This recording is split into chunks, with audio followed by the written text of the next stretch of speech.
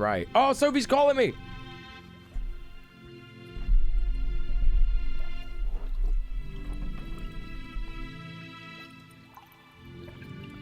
Hello. Hello. Oh my God, you're here. I'm so sorry about No, all no, no. that. Don't apologize. Don't ever apologize. I haven't been on my PC all day because I've been trying to write this script, and so I just wisely and smartly and intelligently and frankly hotly got onto my PC only 2 minutes before the stream was going to start. Immediately it shit the bed, Fucking and hell. I had to restart everything. Oh. So very cool. Very cool. Very based. Very poggers. Yeah. Let me get you up on stream. What have we got here? What are you drinking? What's that? That's a kiwi and melon yogurt drink that Nat made. That looks fucking right. You're gonna have to I'll show show everyone stream. in a second. Yeah. Yeah, I will. Hang on. guest cam, Here we go. properties, and that is Sophie from Mars, and this should hopefully be. Yeah, that's kind of right. Let me just center you right up. Cool. Da-na-na-na. Hey, there I am. Oh, you're Great. right. It is they, she. That's my bad. I was not paying attention when I was writing that down. What a fucking loser. Right. Okay, brilliant. Yeah, do you want to introduce yourself? Most people know you now, but do you want to just quickly introduce yourself to everyone? Fab, sure thing. I'm Sophie from Mars. I do video essays, usually about media, usually with a political bent because I'm a bender. And I can't stop talking about politics. Yeah. And Mule and I, along with Bad Bunny and Conquest of Dread, are going to be doing a show starting first Sunday of next year, every Sunday, where we chat about politics and chat about the steps towards a better world, basically. Oh, yeah. And it's going to be incredibly based and Sophie pilled and Mule champ. So everyone should definitely watch it. Yeah, definitely. I started talking about it now as well because I realized that's the thing we're doing. Yeah. Yeah, well, I mean, I was just hanging in chat in Bad Bunny's stream, and then she just like saw me and immediately started promoting it. I was like, okay, I guess it's a thing we're talking about now. Yeah. For sure. Yeah, we've got a lot of stuff planned to talk about as well, just in general. Yeah, absolutely. So what I've got written down here, because I wrote it down because I'm getting better at stuff like that, is talking about growing your audience as a leftist without being a debate bro. Yeah, Yeah, that's nice. That's a nice topic. I think it is. It's a nice juicy topic. What would you right? Do you know what? Let's start from way back. Back. All right. 'Cause you've got a big audience, right? I've got Yeah. You know, Well, it's pretty Sure. fucking good. When last I saw the WrestleMania video, you had like 12,000 views. So that's pretty fucking cool. Yeah, that's it's going pretty pretty well. champ. By the way, everybody should watch that. By the way, because I don't even fucking like Resident Evil. Never even been that interested in it. Always thought it was dead overrated. But of course, as soon as Sophie is like, "Oh, look at there's elements of this that you can analyze that are political," and I'm like, "Ha! Yes! Now I want to play it." Yeah. A classic. Really fucking good. So what kind of? How did you start? How did you get to where you are? Tell me everything. Yeah. A while ago, like 4 years ago, 5 years ago, Sean made a video that was like a Q&A. And one of the questions was about like this kind of topic, like being a content creator, a leftist content creator. And Sean was like, no, there's loads of room. It's a niche that like there's no one in here. Everyone get the fuck in. And I was like, all right. Yeah. That was basically it. I was just like, I'm not up to much. I'm working in a fucking shit. I think that, just putting a pin in that right there, I'm just going to write that down. Sean said, do it. I think that is something that we should definitely be promoting as well. Totally. Right. Get more people in on the pyramids. The movement. Sorry, to get more people in on the movement. Just give us money and don't ask questions. No. Yeah. Because like it's one thing, and you've said this about our new show as well. Like, we want people to just fucking copy us. Just do it. Just fucking do it. Yeah, I think that's where the discussion topic for today came from. Was I was just literally like, I think I want as many people as possible to copy our show. And if I were a liberal or a conservative or whatever, trying to do my rise and grind, breakthrough new hit, I would fear people copying us and jealously guard my secrets. But the main thing you know what it's a bit like? It's a bit like foraging. Yes. It's a bit like foraging, right? If you're going to go out in the wild and look for things that you can have a cheeky scran on, then you want to be knowledgeable enough that you won't get in any danger.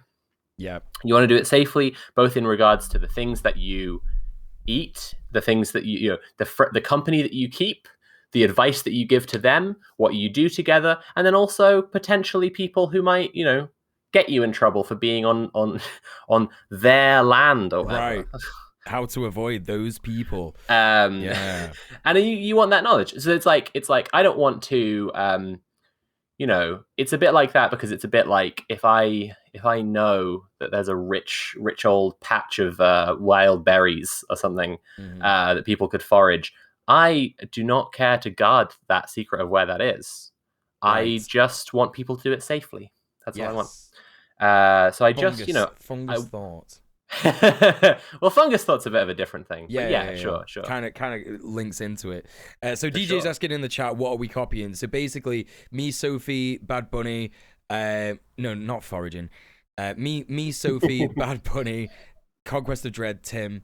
We're starting a new show. It's going to be the first Sunday of January. January 2nd. Yeah. Yeah, and we are basically going to be starting the new year with a look to tell leftists how they could sort of, take what they're learning about online and take it into their real life. And basically make the world a better place, kind of thing. And we're going to check in with the audience regularly, give them a bit of homework. Everyone loves getting homework. And just like actually progress things week by week. Hey, everyone, go away and join a union. Next week, hey, did anyone do that, or is the whole influencer thing a lie? Yeah, right.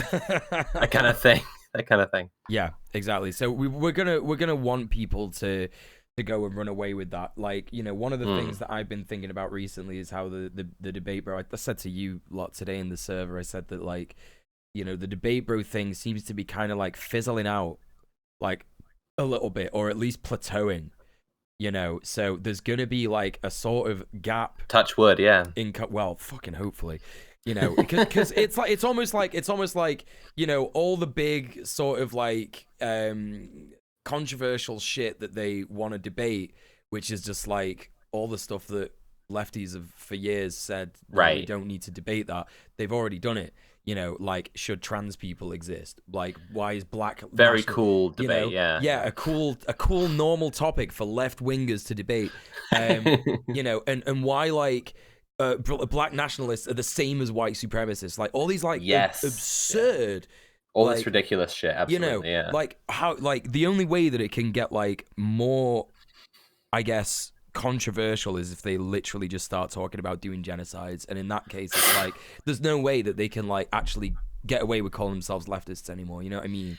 You would fucking hope, am I right? Yeah. Fingers crossed, no, I think you might be right about it. It's starting to fizzle a little. Like, I mean, for one thing, Destiny has been the center of the debate sphere for a long time. Yeah. And he's kind of falling out of it. His audience have turned on him. They're mad as hell because he did NFTs. And his defense of his actions to them was just literally like, I'm a grifter. I just want to make money. Fuck you all. Like, I watched the clip of him defending it, and he was saying, like, I sound like I'm exaggerating right now. His literal defense was just like, I'm in it to make money. Once I have enough money, I'm getting the fuck out of here. I'm taking those Raid Shadow Legends sponsorships. I'm taking any chance I can to make more dough, and then I'm getting the fuck out. Which, like, on the one hand, respect the hustle, for sure. But that was his answer to them when they were mad at him, and it's just like, all right, well, you're done, and then he deleted his Twitter and all this shit. Yeah. I'm not gonna make out like Destiny is so important to anything really. No. That his absence will do anything. And also people will obviously say, well, what about power vacuum? Other people can swoop into that space. There are obviously just other really large, really successful debate streamers, but like it is indicative of a kind of trajectory. And I think that often in online content creation spaces, you have this thing where like it looks like it's going really well, and then some high profile people go back down again, because you go up and then you go back down. And once people can see that you can go back down again, they're a lot more like hesitant to get involved. And then the new blood like slows a little bit.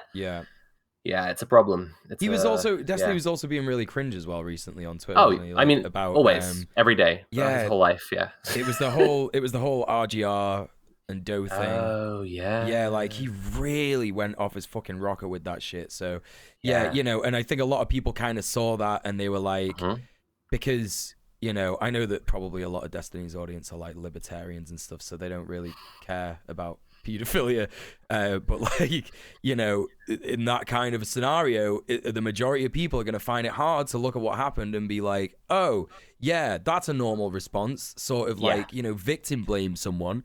So that's a whole thing, chat. I'm not going to get involved with that, but it's yeah. But anyway, one way or another, you reckon the debate bros might be on their way out. This is what I'm thinking, and I think that like I think that our sort of like new format of like, because I've said it to you on the first time we streamed together, right? I said to you, I was like, we need to like debate, bro, but not actually debate, bro. Like we need to like debate about what we need to do to make things better, and that's like actually what we're gonna do now. Yeah, so to cycle around, because I think we might have beat around the bush a little bit. To talk about what the show is going to be, right? I've been likening us to sports commentators, right? We are going to be like sports commentators for like what's going on offline and what people are doing to organize, to mobilize, to make a better world. And how that ties in, we're gonna reach out and make links. I've been working very hard this last year to make links and ties to real world organizing and activism through my series Organizing Interviews, which will be coming out as well in January. And when we're doing that, we'll be looking at stuff and being like, hey, this is a good play. They've done this thing well. They've done this thing poorly. If they're smart, they'll do this. This is the next step they could take. If you all want to get involved, you can go and do this thing. And I think it will get a lot of people to kind of not just hang about in Twitch chats. Yes. Obviously, we want you all here. We want you to show up to the show as well, but like to do other stuff too. That can actually help to make the world a better place. Like we were talking about, we were both talking about when we were in London about sort of like Extinction Rebellion and Insulate Britain, and sort of like how these people are like sort of running a million miles an hour, but maybe not in exactly the right direction. And who did you mention? Was it Earth Warriors? Earth Liberation Front, right. Because they're an indigenous-led group, and that's the thing. Like, a lot of the most based, coolest activism is Black and Indigenous people of color led, and like I've made this point before, right? But like these people who idolize white debate streamers, especially when it comes to that fucking exhausting topic of like calling Black nationalism or land back stuff, like calling that ethno-nationalism akin to white nationalism and white supremacy. Like when you get on the ground, when you get on the streets, when you get to organizing, and when even if you, because I'm not out there, I'm not actually out there, but when you get in touch with these people, or even when you do the slightest bit of research into what actual people are doing and can do to make the world better, you realize that like your white, daddy that you watch on Twitch using his powerful big words to make people feel small, like, is a fucking dinosaur. He's done. Like, he's just done because, like, by necessity, the left will be led by people of color, specifically, especially by queer people of color, especially by indigenous, people. I think it's just super true. I just think it's. Yeah. Well, this is why it's so important to talk about intersectionality, and I think Mhm. I was thinking about that because you also said talking about we should talk about today about having a good systemic perspective. We would, yeah, for sure. And We should I definitely do kind that. of linked that with that, like in terms of Mm. being, intersectional. Like I said earlier on the stream, I don't know if you were here, but basically, like, we can't talk about, if we're going to talk about climate change and stuff like that, we can't talk about, building infrastructure in Africa without understanding colonization, and we can't talk about like, Right. we can't demand.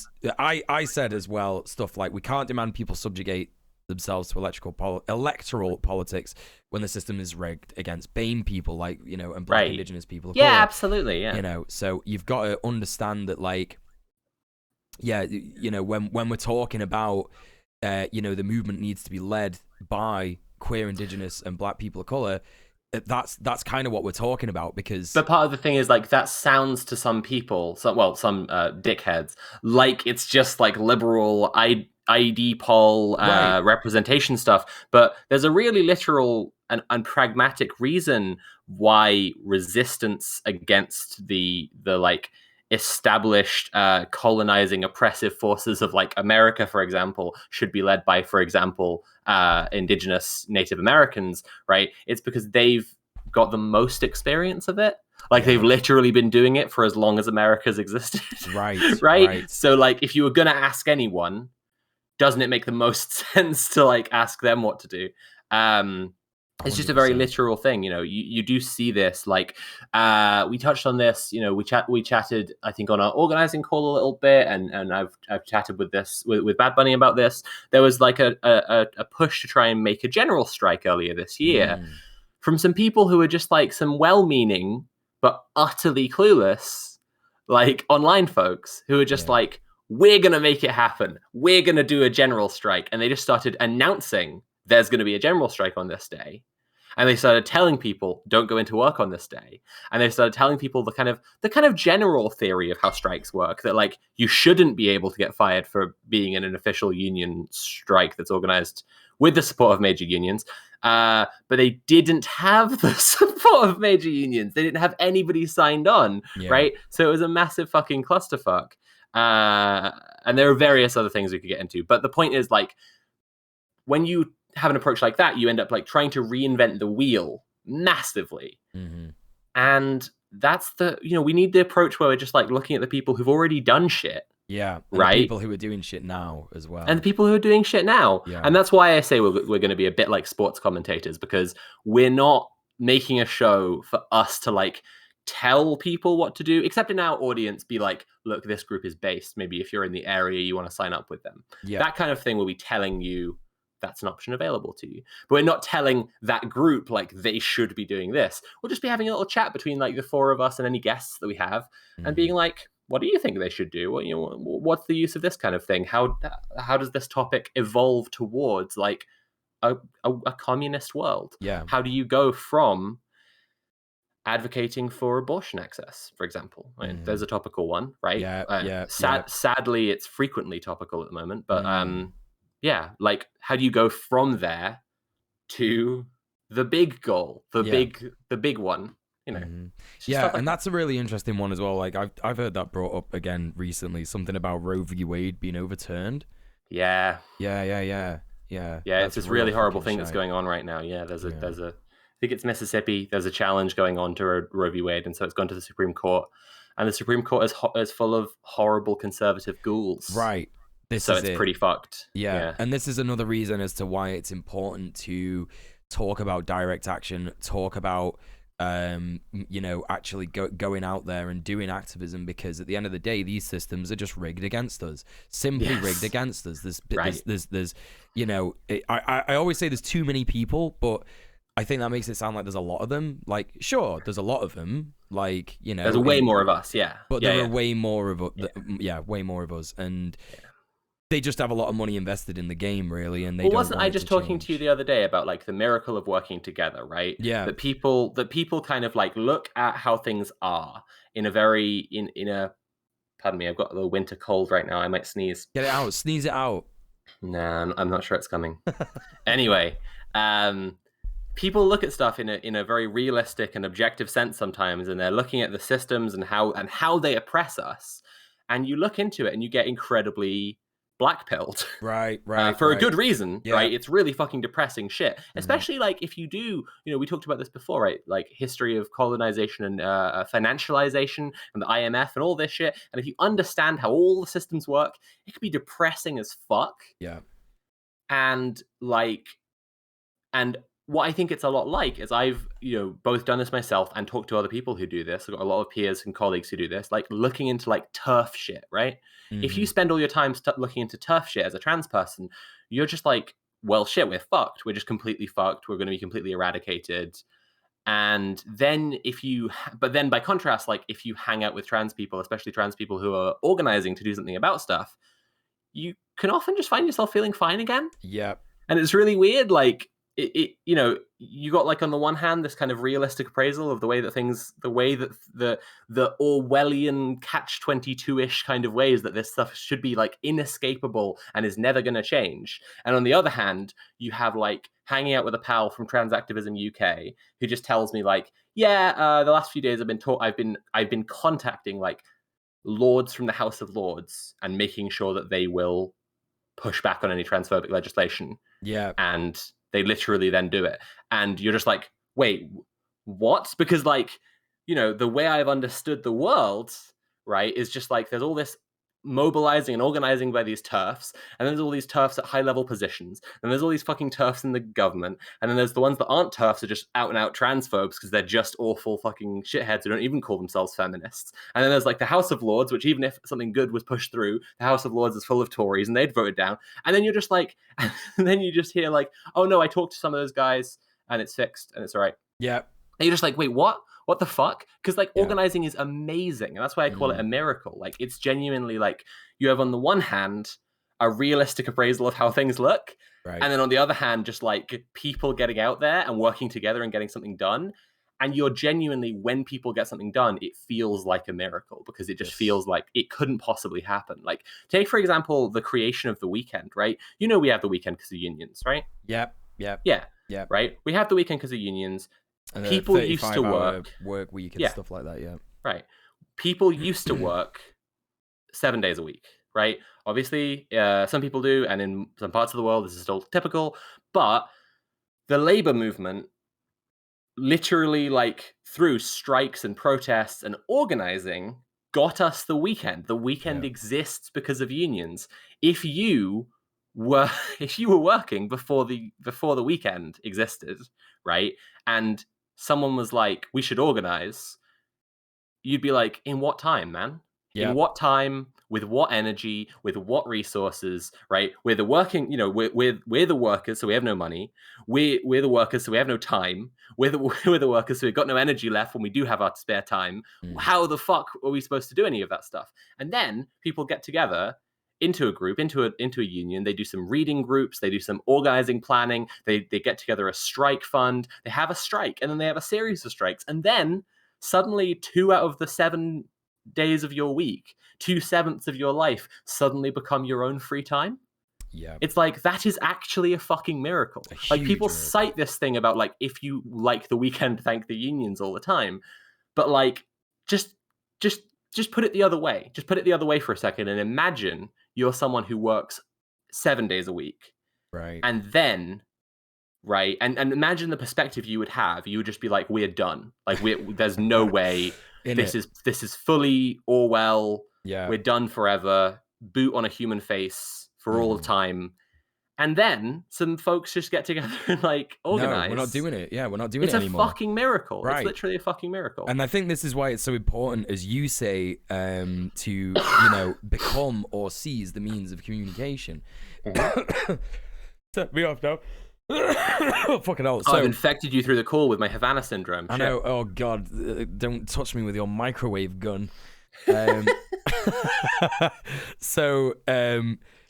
Seizing the means of communication is so important because at the end of the day, like you were talking about getting blackpilled by seeing all the TERFs and stuff like that, and it is super easy to get, for that to happen, especially the more and more that you learn. So what we've got at the minute, I think what I want our audience right now to understand is that, you know, at the moment, you've got a lot of people who are sitting inside watching a lot of people telling you how bad everything is, right? And what me and Sophie and Nicole and Tim have been talking about is like how we need to be talking about, you know, how easily we can make it better. Exactly. And that's why it's important that we get more and more people to copy us, because then as soon as more and more people are saying, holy fucking shit, we can actually make things better, then we're controlling communication. And communication is good actually now, and less people. So even though things are still bad, people are less doom-pilled about it. No one's getting doomery.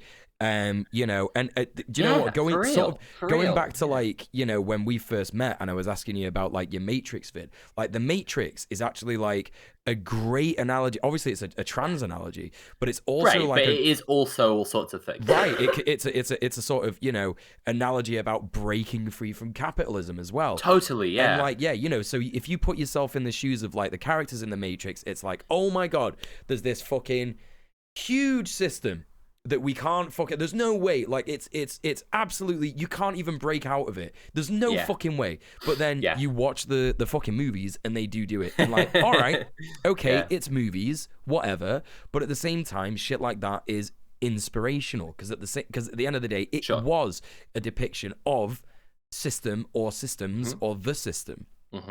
And we have to fucking remember that, again, just as Sophie says, we have all the things that we have because of direct action. We literally have all the things that we have because of riots and protests. Yeah, everything. Let's take through an example, right? So someone in chat was just saying, who was it? The comma bandit was saying, Jesus, learning about the IMF was awful. Yeah. Right, So here's an example, right? The IMF. I recommend everyone read a book called The Shock Doctrine by Naomi Klein. It's really fucking good. But here's the thing, right? First few pages, and it doesn't stop like this for the rest of the book. You'll like several times in the first few pages be reading and just be like, yeah. I'd be like, I gotta take a break. Like when you learn there is a KFC at Guantanamo Bay, right? You're just like, oh, I gotta take a fucking break. Yeah, Like people get off of their shift from like putting someone's ball sack like clipped to a car battery for 11 hours. Yeah. And they're like, oh, fuck, I'm peckish. Can't wait for those 11 herbs and spices. Right, literally, right? Fuck. And it's shit like that the whole way through. Yeah. And like the IMF, the World Bank, these are things, this is what I'm talking about financialization. You learn about the history of the way that socialist countries, you know, organize together and then get defeated at the last hurdle when they get their own self-determination, their own sovereignty, and then like they need, because all countries need loans from the World Bank and loans from the IMF in order to function, because that's just how global finance has eaten the world, basically. So, for example, South Africa, right?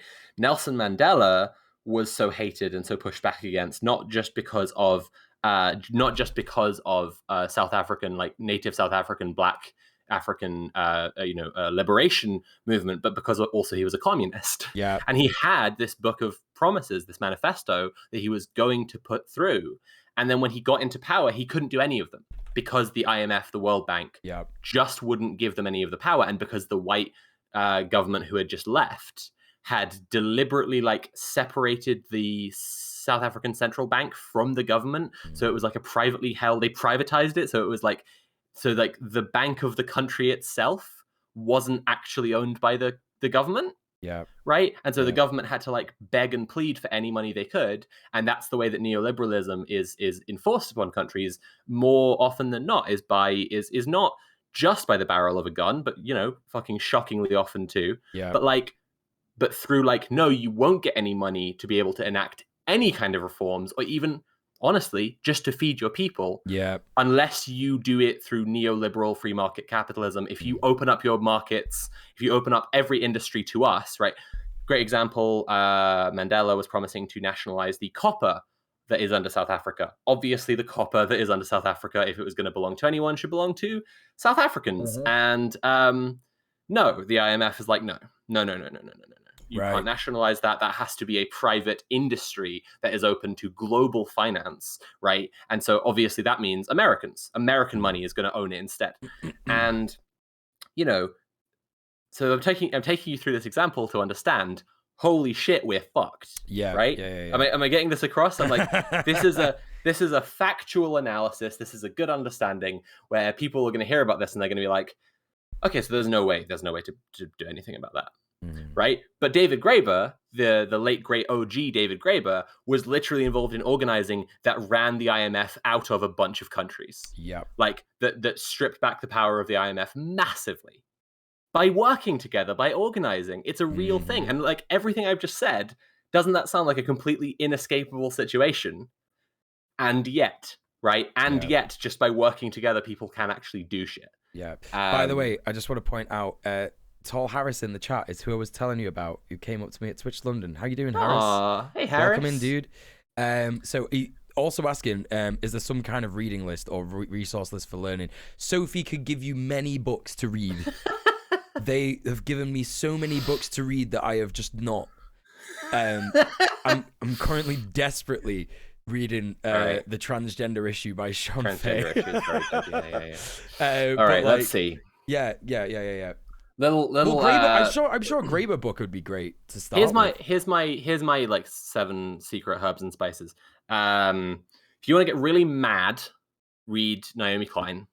Shock Doctrine, I was just looking about the Shock Doctrine, right? If you want to get mad as fuck, read the Shock Doctrine. The worry there is, like I say, then you'll get really right. Yeah. Then you'll get really black-pilled, and you'll be like, "Oh, it's fucked. It's fucked. I've learned how neoliberalism puts its claws in everything. We're fucked, right?" So then you need to read David Graeber, right? That's the thing. That's the order you need to go. Yeah. But if you don't have any time, obviously just go for Graeber. But let's see. So Graeber, the best possible starting place, I think, would be probably for most people, the best starting place would be Bullshit Jobs. If you're in a job at the moment, and you want to get across to someone that, if you want to get across why you should be a communist, start with Bullshit Jobs. If you're in this chat, maybe you're already a communist. So I fucking hope so. But or at least a socialist, at least. But if you want a really good understanding of how money is fake, and a really uplifting one that makes it feel like, oh shit, this whole nonsense is just like really temporary and can go out again really quickly. Read Debt, the First 5,000 Years. That's also David Graeber. And then that last thing, like how temporary this modern condition is. If you want a really good understanding of that, his newest book, he died, but he's still publishing from beyond the grave. Yeah, such is his incredible power. Absolute pogchamp. Then check out the new one, The Dawn of Everything, which basically re-examines human prehistory, because Graeber was an anthropologist. And then he's got loads of books. Honestly, he's just incredible. I try not to stan anyone too hard, because like usually then you find out they're a transphobe, or like they said the N-word on something or whatever. But like Graeber is genuinely just incredibly based.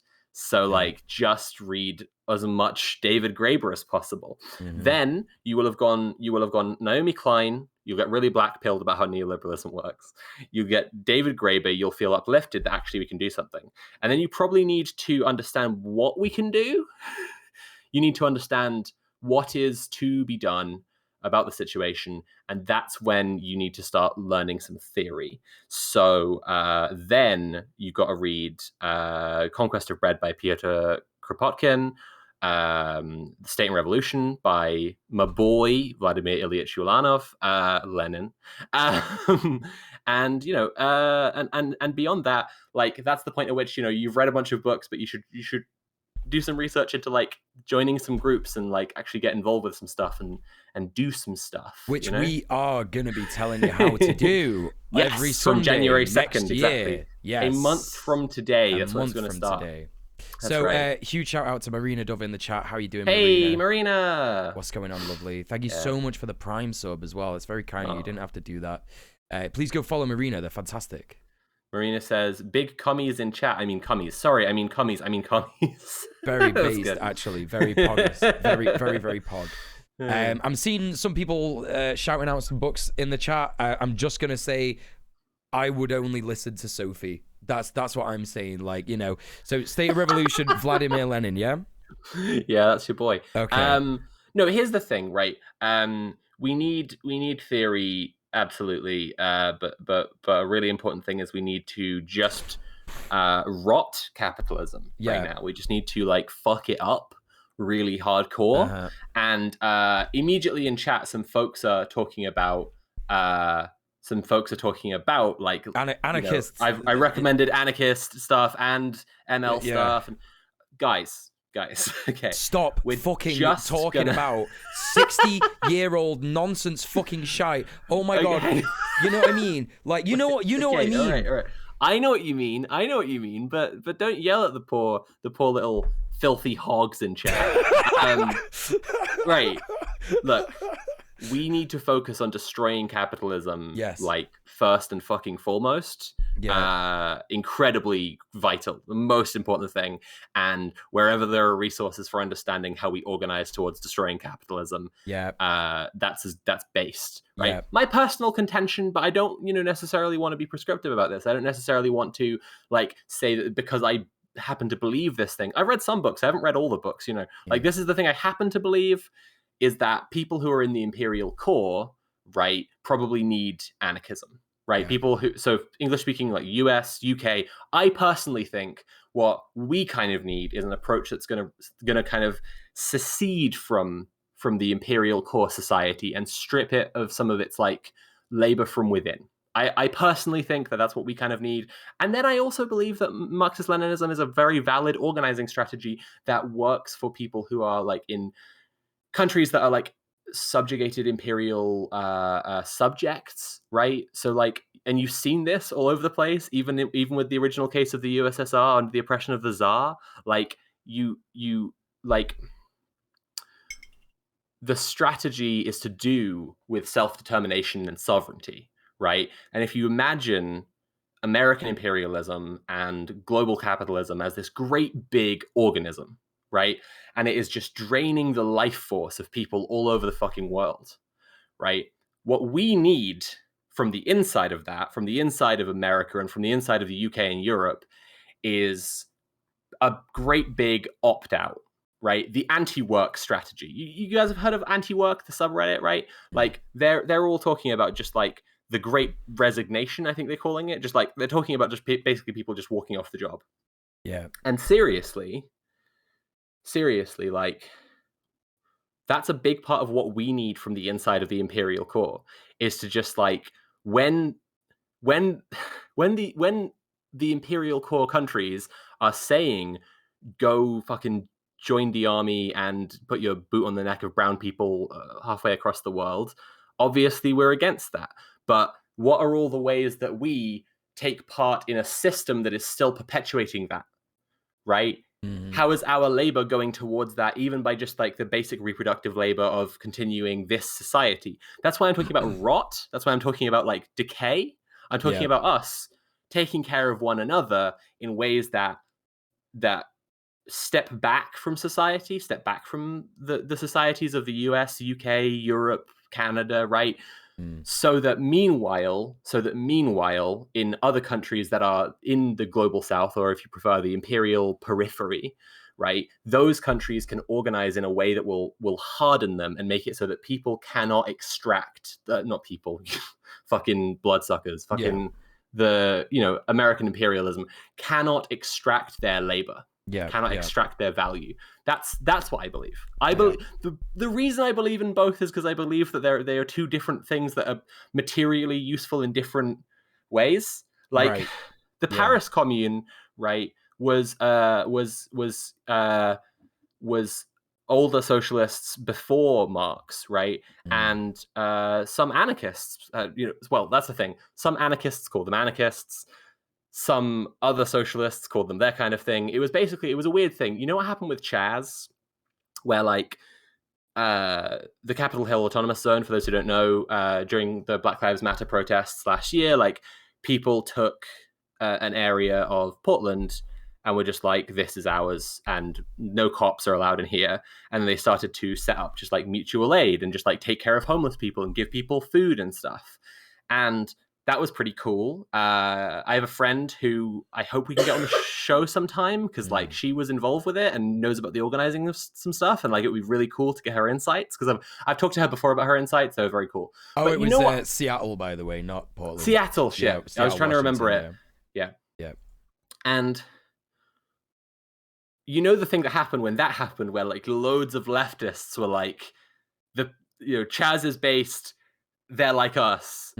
Yeah. And like different kinds of leftists were all doing this. And then at the same time, just depending on disposition, loads of leftists were like, Chaz is garbage. It's like the people I don't like. Right. This was happening from all sides. The same thing happened in the middle of the 19th century with the Paris Commune, which was a thing where literally Paris became socialist by a socialist revolution for a few months. Like for a few months, basically, some socialists held Paris.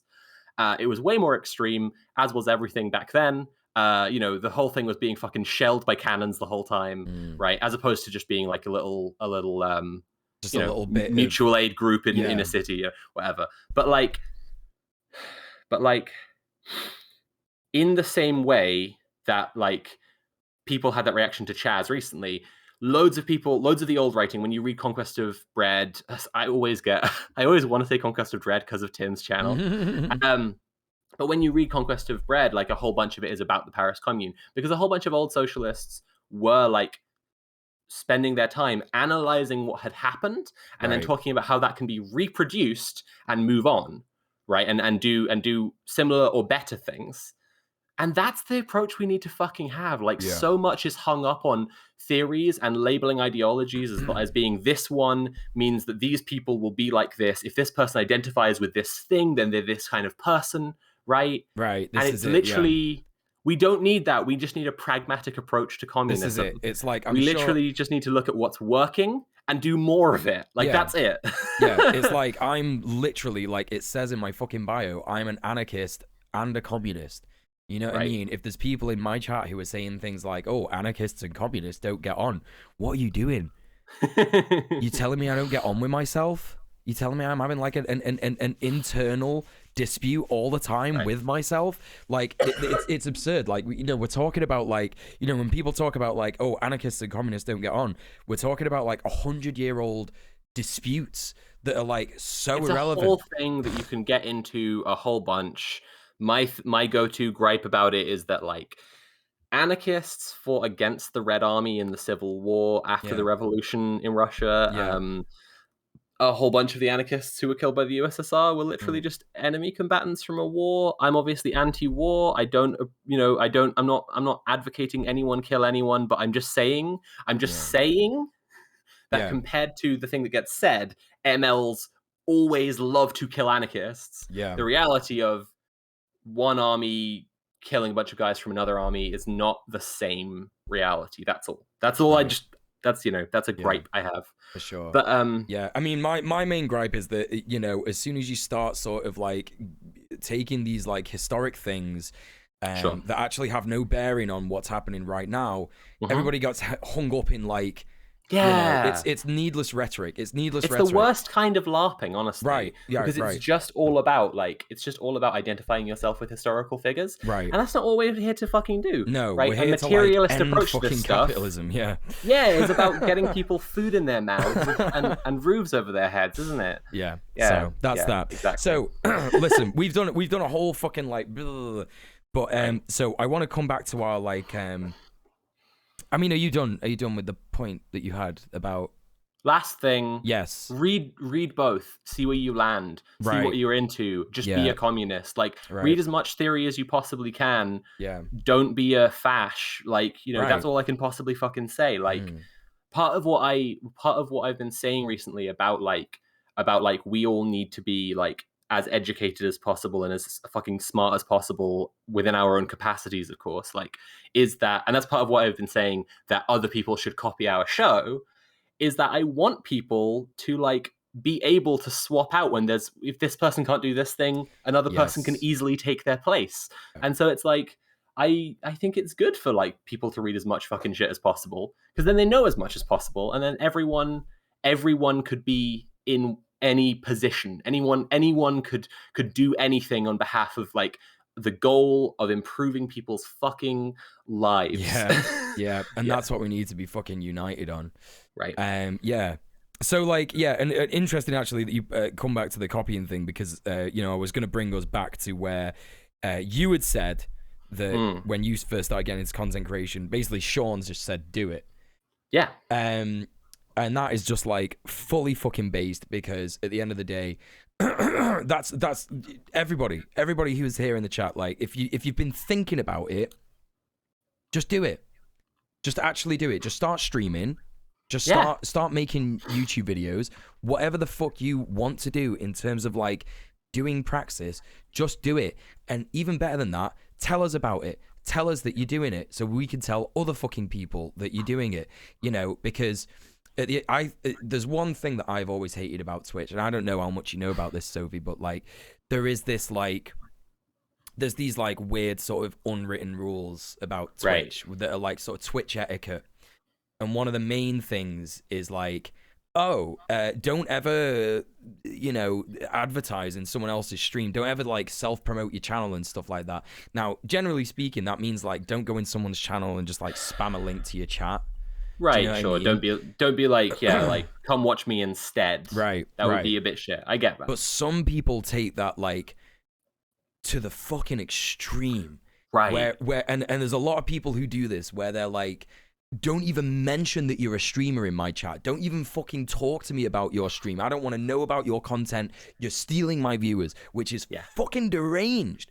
and it comes from like capitalism. I've seen a bit of that. I've seen a bit of that. And it does, absolutely. And I actually try and educate people about this, not because I don't want people to do that in my chat, but because I know that if they do that in my chat, I'm fine with it.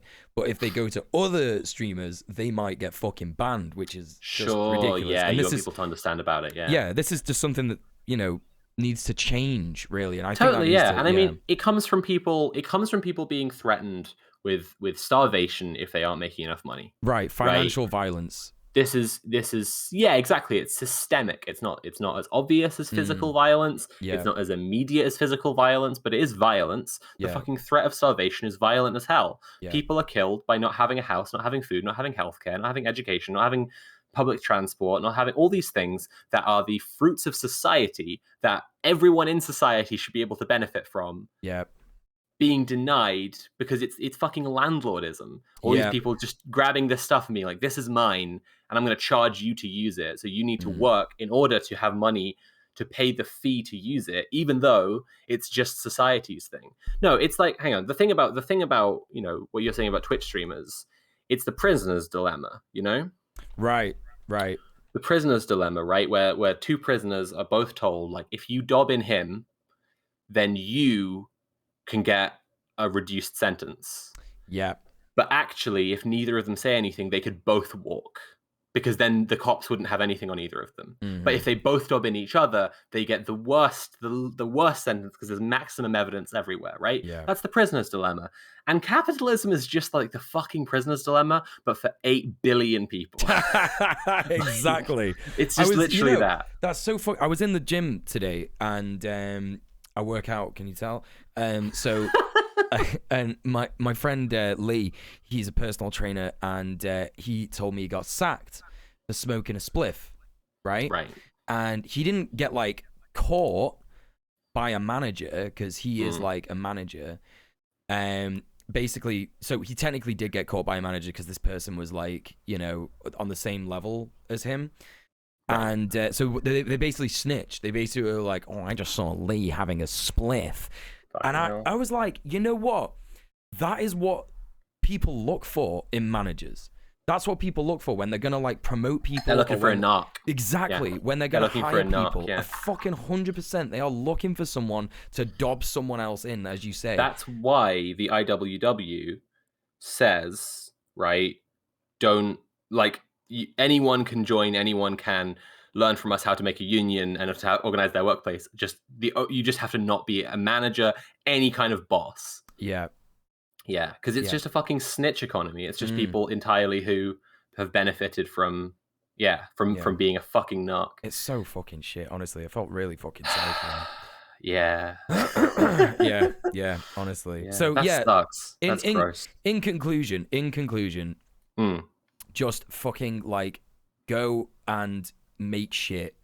You know what I mean? Like what Kiri's saying there. Kiri's making a vid on political problems with F1 right now. A couple of vids on YouTube. Yeah, I'm always fucking shouting out Kiri. I do tend to shout out her. Fantastic. You know, I do tend to shout out her Twitch, but obviously go search for Kiri Magic on YouTube as well. And you know, I'm more than fucking happy to rep your shit if you're doing cool shit. I rep people who don't even do fucking left-wing shit. I rep people who just play fucking Dark Souls. You know what I mean? Like this is I mean, we've been talking about this with talking about this with the show, right? Yeah. We are gonna have people on who are doing cool shit. Yeah. We're gonna have guests on who are doing something cool to come and tell us about it, right? And the thing is, if you want to come on our show, just go do something cool. Right. Like, obviously, if your only fucking goal is to come on our show and you're not doing something that's like, you know, what you're doing like isn't that cool, and you're just kind of being a bit of a simp, like we're just we're gonna know, man. Don't do that. We will know. We will know. Obvious, we know the vibe, right? Yeah. But if you are interested already in doing something cool that will help people, something fucking based, and it would be an added bonus that you would get to come on our show and fucking brag about it, do it. Yeah, you know? We want that. We literally want that to happen so much. It's like... And then consider that you can offer that to other people if you do the same show as us. Exactly. If you do the same kind of shit, you can offer that to other people. You can offer that, you know, you can incentivize people, and you can mutually grow. We can all uplift one another. And this is it, right? Compared to fucking debate culture, which is just knocks all the way down. So oh god, just nothing but knocks. Oh yeah. Oh my god. Instead, we could all be uplifting each other. We could all be having a great time together. Yeah. Imagine how good that would be. You know, right? It's almost like we want to have that for every aspect of the world all the time. Forever, yes. You know. I'll say the thing I said to you before, right? It's like people talk about the left. People worry about like echo chambers, or they worry about the left being a circle jerk, and like people just coming on each other's shows. That's just a circle jerk, right? The thing about a circle jerk is, if you want it, it's not bad. Yeah. It's only a bad thing if you don't want to be having a circle jerk. A circle jerk is sick. It's actually sick. You know. I'm just saying. No, but for real, like, we can all grow each other together. We can all get big and hard. Yeah. No, for real, though. Yeah. Everyone gets off. Joining the creator economy to be in the show. Yeah, absolutely. That's right. With the creator economy. That's right. Fucking creator economy. I want to die. Do you mind if I just go to the toilet real quick and you can just chat go for it. I'll just chat with chat. Yeah, chat. Hit me up with any questions you want. I'll answer them. I can answer any question. I have a big strong brain. If you want to debate me on any topic, I will own you incredibly hard, because I am the master debater. Sophie the genius is what everyone calls me. I'm unstoppable. Every single one of my brain cells has been to the gym and lives in the gym 24/7.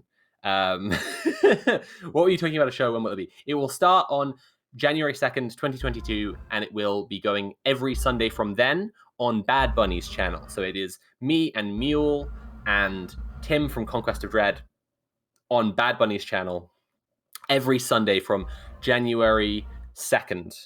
And we're just gonna be talking about cool stuff that people are doing, basically. Because I've started doing a thing called organizing interviews, and I'm going to be releasing them through January and February on my channel weekly. And this is like very kind of similar, but in a stream format, where we're going to be talking to and about people who are doing cool shit, and just like talking about how we can get from there to a better world. Muscular socialism, but it's just gym mutual aid. Nice. What have your previous job roles been, and how have they affected your views leading up to how they are now? The last 3 jobs I had before being a YouTuber were all in hyper toxic office environments. Like, obviously office environments are pretty cushy in some regards, pretty privileged. I did actually do some shifts since then, so I guess it's not my last 3 technically, whatever. But I got fired in one place because it was just like an awful fucking blame culture, and it was just like the most intense version of what we were literally just talking about, Mule. Like, just everyone was narcs all the time. Oh god. And they wanted to fire me unless I did better, and then I like tried my best for like 3 months to do better until my next employee review, and then they told me they weren't going to fire me, and I'd shaped up and it was good, and I was just struck by the incredible hollowness of it. And honestly, it was like an incredibly radicalizing experience, because I was just like, well, I tried really hard for the last 3 months to meet your weird arbitrary standards. You've said I've done it, but I don't feel happy about that in the slightest. Even just to keep on having a job, which pays fairly well, I don't feel happy about it, and I just quit. And then in the second place after that, my boss stole £3,000 from me and fired me for having a panic attack. That was cool. That was a startup, and she was Flavia de Pfeiffer von Altershofen. Don't yell over the name. I'm telling everyone the name so they can all blame her. Nah. Flavia de Pfeiffer von Altershofen, which is a good demonstration of what a fucking awful mainland Europe toff she was. Just a fucking awful Tory, taking her family's money to do a fashion startup. And I was there, and she fucking fired me for having mental health, for having a human soul, just for having a fucking emotional needs as a person. I had a panic attack, and then I was like, I need tomorrow off because I'm really fucked up right now. And like, it wasn't even the tomorrow wasn't even a day I was supposed to be working. It was like something where she had like basically told me I was going to do extra work, and I was like, I now can't do it because I've had a panic attack. She fired me and then didn't pay me £3,000 that she owed me, and like blocked me on everything. And I like contacted a mediator, and like she just ignored their calls, and I just never got that money. And then the third one, I was working on what was supposed to be a fucking mental health startup. Like, I literally thought, like, okay, perfect situation in response to the last thing, because I wasn't quite so based then, right? I'd had those experiences which were really fucking awful about with regard to work, but I was still kind of like, I need a work environment that is caring. So it'll be okay if I'm in this mental health startup, because they will be people who are invested in treating people well and caring about mental health. And the woman I worked for there did nearly the exact same thing. Nearly the exact same thing as the previous boss had done. That's absolutely ridiculous. Just shocking. I got the money from her, from that third boss. Yeah. That was the key difference. But in some ways it was worse, because she like explicitly withheld money that I was owed until I did a certain like set of things, like to help with like handover of my like job to other people, which was just like I'm happy to do that. Like, I'm just happy to like make sure that you're still fine and keep the ship afloat and whatever. You don't have to like threaten me with starvation and homelessness in order to do that. You know what I mean? That was answering the question on what my previous work positions and how did it affect. Yeah, that's the answer. There you go. Yeah. Those are my 3 big jobs I had before being a YouTuber, and that's how it affected my position about stuff. It sucked, and it made me think that maybe the whole thing was a big scam. Yeah, and it is. It literally is. There's one here from Prince Infidel saying, unionizing helps people, but I'm unsure how it contributes to the end of capitalism.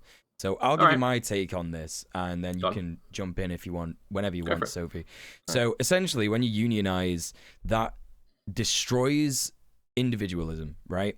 So individualism is good in some degrees. It's good when it comes to your identity. It's good when it comes to your sexuality. It's good when it comes to understanding who you are and stuff like that, right? Individuality is important. However, it destroys the very negative aspects of individualism, like selfishness and greed, being a narc, you know, like we've been talking about. When you unionize, you join a collective of workers, and you realize that your ultimate goal is to help each other have a nice life, right? Just by virtue of doing that, and by encouraging multiple people to do that, we are getting rid of the sort of paradigm that we exist in right now, where we are expecting, you know, things to get better, but they don't, and we're actually just going to start making things better. So if we get everybody to join a worldwide union, which does exist, by the way, in industrial works of the world. Sure. The end goal of sort of like getting rid of capitalism would be a general strike, right? A general strike will destroy capitalism within a day. Fuck knows what will happen to the stock market. You know what I mean? Let's talk. Yeah, let's talk massive hypothetical for a second. Right. If everyone in the world went on strike for a day, capitalism would not survive. Capitalism relies on too much stuff that is too precarious and relies too much on just like everything has to be there tomorrow. Yeah, all the time. And the biggest thing it relies on, frankly, to be there tomorrow is your willingness to continue participating. And if everyone in the world stepped back, right, and didn't for a day, then the next day it's very plausible, right? You can see it, right? They would just be like, yeah, let's do something different. Let's do a different thing. This actually fucking sucks. I'm not going back to that now. But like, not to say that like that's gonna happen. Yeah. Right. It's not the be all and end all. Like, we're very aware that it's like you can't just like join a union. That won't just be it. Like, you're not just gonna fucking destroy capitalism like that. Everyone in the world is not gonna go on strike. Everyone in the world is not going to join a world union and go on strike. That's not going to happen. But we can work backwards from there and talk about what else can be done, right, that is similar to that, right? For one thing, if there was a general strike that was big enough to do enough damage to capitalism, right, same effect, provided there was other stuff going on, provided there were other people doing other stuff at the same time. Yeah, there are criticisms to be made of unions, right? Let's just run through really quick, right? Trade unionism traditionally has a sticky relationship to workers' rights because while it does create better conditions for workers, it also relies fundamentally on the existence of workers and their relationship to the means of production, right? And so trade unionism, one could say, is not going to change the workers' relationship to the means of production. It's not going to result in workers owning the means of production. That is worth saying. That's super, super worth saying, absolutely. Yeah. But just as you said immediately, Muel, right? It's just getting involved in collective action to begin with. It's a great step one. It's a fantastic step one. And also, I've just said trade unionism. Consider for a second tenants unions. Right, because it's not just about trade unionism and improving the conditions of workers, right? Tenants unions exist, and tenants unions can stop people getting evicted. It can fight to make sure that like fucking landlords do their jobs, right? That's also a great step one. We can talk about more radical steps, and we absolutely will on the show, right? Yeah. Such as, for example, squatting and squatting movements worldwide, right? The great step one, join a tenants union, make sure that some people who are right about to get evicted because they haven't got any money to pay their rent because of the pandemic, right, don't get put out on the street during the pandemic. That's a great fucking first thing to do. Fuck yeah. But a great next step is to go, well, can we make it so that person who was going to get put out on the street because they have no money, despite not having any money, can continue to live there and just has the house, right? Yeah. And that's when squatting comes in. In the Netherlands, they call squatting cracking, which I really like. Yes. I really like. They talk about cracking a house. There was a big thing about that recently. Let me just find it. Yeah. Mm-hmm. They talk about cracking a house, and it's like, I like that a bit better because squatting is this idea that you're like there and you're like, you're gonna stay there, cling on as long as you possibly can by like occupying the place. But cracking, it's like, I think it's a bit more apt in a sense because property, private property, right, and landlordism, right, has this control over houses and properties and buildings. And when you move in and just say, no, actually, this just belongs to people and whoever needs it, it's cracked. It's like, no, it's now in the possession of the people. And that's, I find that metaphor a little bit more apt, I guess. Yeah, so they're doing the whole thing in Amsterdam at the moment is it says here, they've drawn up some new legislation and it looks like, the legislation will make Oh, okay. The legislation will make eviction processes faster by charging squatters under criminal rather than civil law. Classic. So at the moment, it's under civil law, basically, whatever that means in Amsterdam. But yeah, squatting is fucking based, basically, because at the end of the day, private property is, it's literally theft. Like, you can tell how much, right, it hurts the system by how proportional the response is from the system. Right. Like, that's a thing. Like, this is where we start to get into what I want to talk about, like systemic perspective, right? Is that you can analyze things like capitalism as this big fucking organism, and how hard it hits back can really tell you how much you're hurting it. Yeah. Right. In the Netherlands, right, there is a big squatters movement, and in a famous case, this is another one for the reading list. Everyone, pay attention. This is what's it called? The Autonomous City: A History of Urban Squatting. It's really good, really good book. The Autonomous City. And the opening chapter of that talks about this case in the Netherlands, where the fucking police used a counter-terrorism unit to get squatters out of a house they were living in. Yeah.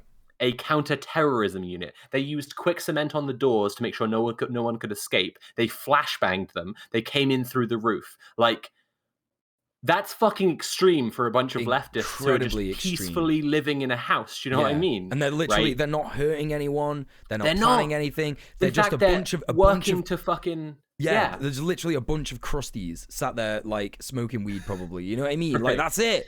Right. And that tells you that capitalism feels very threatened by squatting, right? Very, very threatened. And that's because capitalism is entirely predicated on landlordism and a claim that people can own the land and own the things in society that, actually just came from everyone and therefore should belong to everyone, right? Yeah. If you strike at that notion, capitalism feels incredibly threatened, because without that notion, capitalism dies. Yeah. Right? And that's the thing I'm saying about this, like, handy step one, stop people getting evicted right now during a pandemic. Yeah. Fantastic step two, make it so they don't have to live in their houses. They get to live in their houses but don't have to pay rent. Right? Eventual step, right? Everyone is living where they need, where they want to live, and don't have to pay any rent. No one has to pay rent ever again, because you've ended landlordism, and that's like capitalism is fucking over. Yeah. Right? Phenomenal dub. Like, no, like, if we're talking about steps towards the end of capitalism, right? Because this is a thing that we want from the show, and even just from our conversations, just whenever we chat, you and me, like, is to fight people's capitalist realism. Yeah. Right? Capitalist realism, as put by Mark Fisher and Slavoj Žižek, is that people find it harder to imagine the end of capitalism than the end of the world, or easier to imagine the end of the world than the end of capitalism. And it's true, right? You can absolutely imagine the world being fucking taken out by a meteor or a robot uprising or climate change or fucking Nazis just like atom bombing everyone in the world to just kill us all, right? But the end of capitalism, really fucking hard to imagine. And this has deep roots, right? This has deep roots culturally in the West from the Red Scare and from anti-communist stuff put about by governments who are combating the USSR. This is where we're talking about, like, the means of communication, right? If you imagine a society of mutual aid, like, if you imagine a group of people who are just taking care of each other within capitalism, and, like, it is proportional, right? The more people join it, the more people they can take care of. Like, they can, it is self-sustaining, right? Then what they want is to rescue other people from fucking capitalism. This is what we talked about a little bit with the Matrix, right? They're also trying to wake everybody up, right? But the Matrix doesn't want you to wake everybody up. So as this grows, right, you want to reach out to people and tell more people, come and join our society, our community, and then capitalism will be over. What will capitalism do? The number one thing it will do is stop you from talking to those people. Yeah. Right? The nukes and the spying and shit were a massive focus that people still remember from the Cold War. Yeah. Not as many people are educated on the Iron Curtain. Right? The Iron Curtain, the complete stop, like seizure of, like, the means of communication, the complete denial of information from inside the USSR to outside the USSR. Right. And I frame it that way: inside the USSR to outside the USSR, and not across both ways, because that's literally what it is. Yeah, right. They The wanted Cold people War, in the USSR to see capitalist world and stuff. yeah, right? they were Yeah, trying to. They were trying to. They were absolutely. They tried as Yeah. hard as they could to propagandize people to come join capitalism. Mm. Guess what? People weren't into it. But like, yeah. but like, it's a thing. Like, they, the USSR and their allies were trying to propagandize for world revolution, and part of the reason that the Cold War happened at all, part of the reason of the threat of mutually assured destruction, and we're gonna, if 1% of the nukes get fired, everyone on Earth will die, and all this shit, right? It's not actually because of the USSR and the US being equal in this thing. It was the USSR were like, we're gonna tell all your lads to do a revolution. And all the capitalist countries were like, if you do that, I will end all life on this planet. Right. Yeah. Right? Like, literally seriously, shitting and crying and coming. Like it's like literally, yeah, right? It has them so scared. Yeah. And like, of course it has them so scared because it's a whole thing. But like, the way this story gets told is that the USSR and the US were both so ready because they were like big muscly men having a fucking wrestling match where they was maybe do a little suck and fuck. But like, but like, it wasn't that, right? No, it was one thing that was growing this revolutionary society, right? And can we all just acknowledge real quick that I've not overlooked any criticisms of the USSR in any of this description? I'm just talking about like what has happened and practical advice we can learn from it. Right. One thing growing, right? And it needs certain steps to continue to survive, and it needs other certain steps to grow more. And the other thing, right, that it is growing within, right, the other organism that it grows within takes steps to stop it from getting those things, to stop it from being able to grow, and then furthermore, try to stop it from getting the things that it needs to survive. You see the same thing with Cuba right now, right? Cuba has like the best fucking medical aid in the world. They're always sending doctors around all over the place, right? Yeah. To assist with the COVID pandemic and all that. Yeah. But under the pandemic, now they've got these big protests because their people are suffering. Why are their people suffering? Oh, it's not actually because of anything the Cuban government's done. It's because the US government is has had this historic embargo and stopped Cuba from getting the things they need to just feed their fucking people. Right. And then when people protest because they're angry about that, rightfully, the US media takes it and they're like, look at this communist country. They're starving their people and they're ignoring their pleas for help. SOS Cuba, all this shit, right? The seizure of the means of communication is a really interesting thing to research historically, when you understand that what you're looking at is one organism that is growing, and if it can grow large enough, it will overthrow the host and become the new organism. Right? That's what we're looking at here, right? And this is where I'm starting to get to some of this like systemic perspective stuff. We're talking about really big organisms, but they don't have intentionality, agency, hopes and dreams. They don't have thoughts, right? We need to stop ourselves just shy of that. We need to not think capitalism thinks this thing and wants this thing, but we can think capitalism needs this thing. Right? Capitalism is like if there was this big fucking kaiju, right, just squatting over the United States, just supping up all of the energy of the world. I fucking love this analogy, Right? Like an evil giant Goku. It's just taking everyone's energy. Right? And if everyone said, I'm not giving you my energy for one day, it would die. Right? So again, see how simple it would be? If we could, but that's not going to happen. Let's just be clear about that.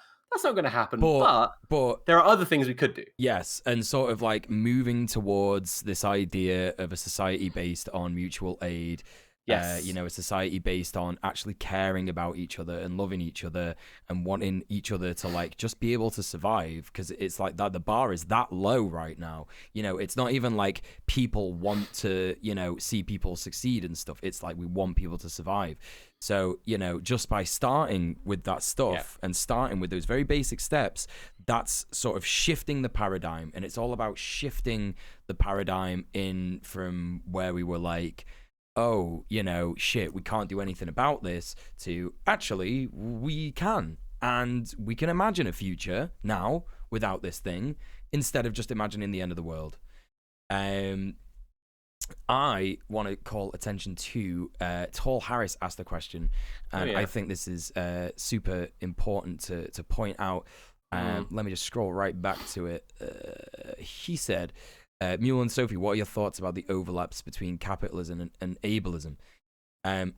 Here's the thing, in my opinion, and you know, real quick, real quick, I've just seen another thing in chat, and I want to answer that one. That's a great question, Harris. Want to get to you? Absolutely will. Low-coded glasses says, thing is, this is a really attractive prospect for everyone who lives in a rented apartment/house. But what about people who live in the houses that they themselves built? Yeah. One second on that one. Built, lol, comma, lamau/own. How does this idea of non-ownership of property affect them? It oftentimes used as a scare tactic. Oh no, the communists will come take your house away when you talk about disowning landlords. Right. First off, right. Just real quick. First off, are these landlords going to be homeless when they don't own the house that they rent? They're not. We're on about living. We're on about living in a house. You're saying right. This is an attractive prospect for people who live in a rented apartment/house. Okay, but here's the thing: the majority of people, of all people, the majority of people on the planet live in a rented house. Yeah. Right? So that's a great first step. Do you know what I mean? Yeah. And then if the landlords were all disowned and they were all like, oh shit, I can't feed my kids because I have these mortgage payments on my house that I can't pay because I used to get passive income from landlordism, right? And I'm disabled, so I can't work, right? I'm truly trying to steelman this thing, right? Truly, this is a person who like they need the rental income they were getting. Right, and the state isn't going to provide for them when they're a disabled person who hasn't got an income. Yeah. Well, guess fucking what? We'll provide for them too. Like absolutely fucking will. Like if that person isn't going to pay their mortgage payments, guess what? The bank gets weaker. Right? That's great news for everyone. Yeah. And we won't leave them out in the cold if those people are like that. But we also don't need to talk to them. Do you know what I mean? And we don't need to advertise and get them on side. We just don't need them. I think what's happening not in that sense as well with that sort of question is that it's sort of like conflating the idea of owning and living in. Like, you know, we want people to live in houses. It's just that the idea of ownership is literally, it's tantamount to capitalism. Do you know what I mean? Like that idea of owning, that idea of wealth, private like ownership, private property, exactly. Yeah. Exactly. Yeah. This is why people make this distinction. There's private property, there's personal property. I'm wearing some personal property right now. I've got this personal property. I'm not charging anyone anything for it. Right. I'm not saying like, hey Nat, you can wear this dress if you want, but it'll be $5 a day, right? That would be weird as fuck, right? Yeah. Then if I did that, then it would be this kind of private property thing. But like landlord, but look, we don't need to get landlords on side. No. We just need to make being a landlord as unprofitable as possible. Yeah. Right? Yeah. Right. Now, I'm sorry about that, Harris. Let's talk about Harris. Yeah, no, that was a good... Honestly, yeah, I appreciate that because, that's something I wanted to check out as well. So, Harris was talking about what do you think about the connection with... the overlap, actually, he said, with disability... ableism and capitalism. So, here's the thing. Disabled people always get left out of conversations all the time, especially. Nat's just messaged me to say that she thinks it's still a minority that live in rented accommodation overall, but obviously not everyone is a landlord too. So like people who just live in their house, like they don't have any reason to be worried, and also they don't have to buy into the propaganda capitalists are telling them. So whatever. And also their properties are just as vulnerable under capitalism because because the bank could come and take them. Yeah, I completely agree. They can lose it when the council decides to. We're going to answer someone else's question. Yeah. All right. Sorry, I just wanted to correct that small thing. Yeah. No, that's fair enough. So, when it comes to disabled people, they're always getting left out of conversations in left-wing circles, and I think that's a crying shame because, in terms of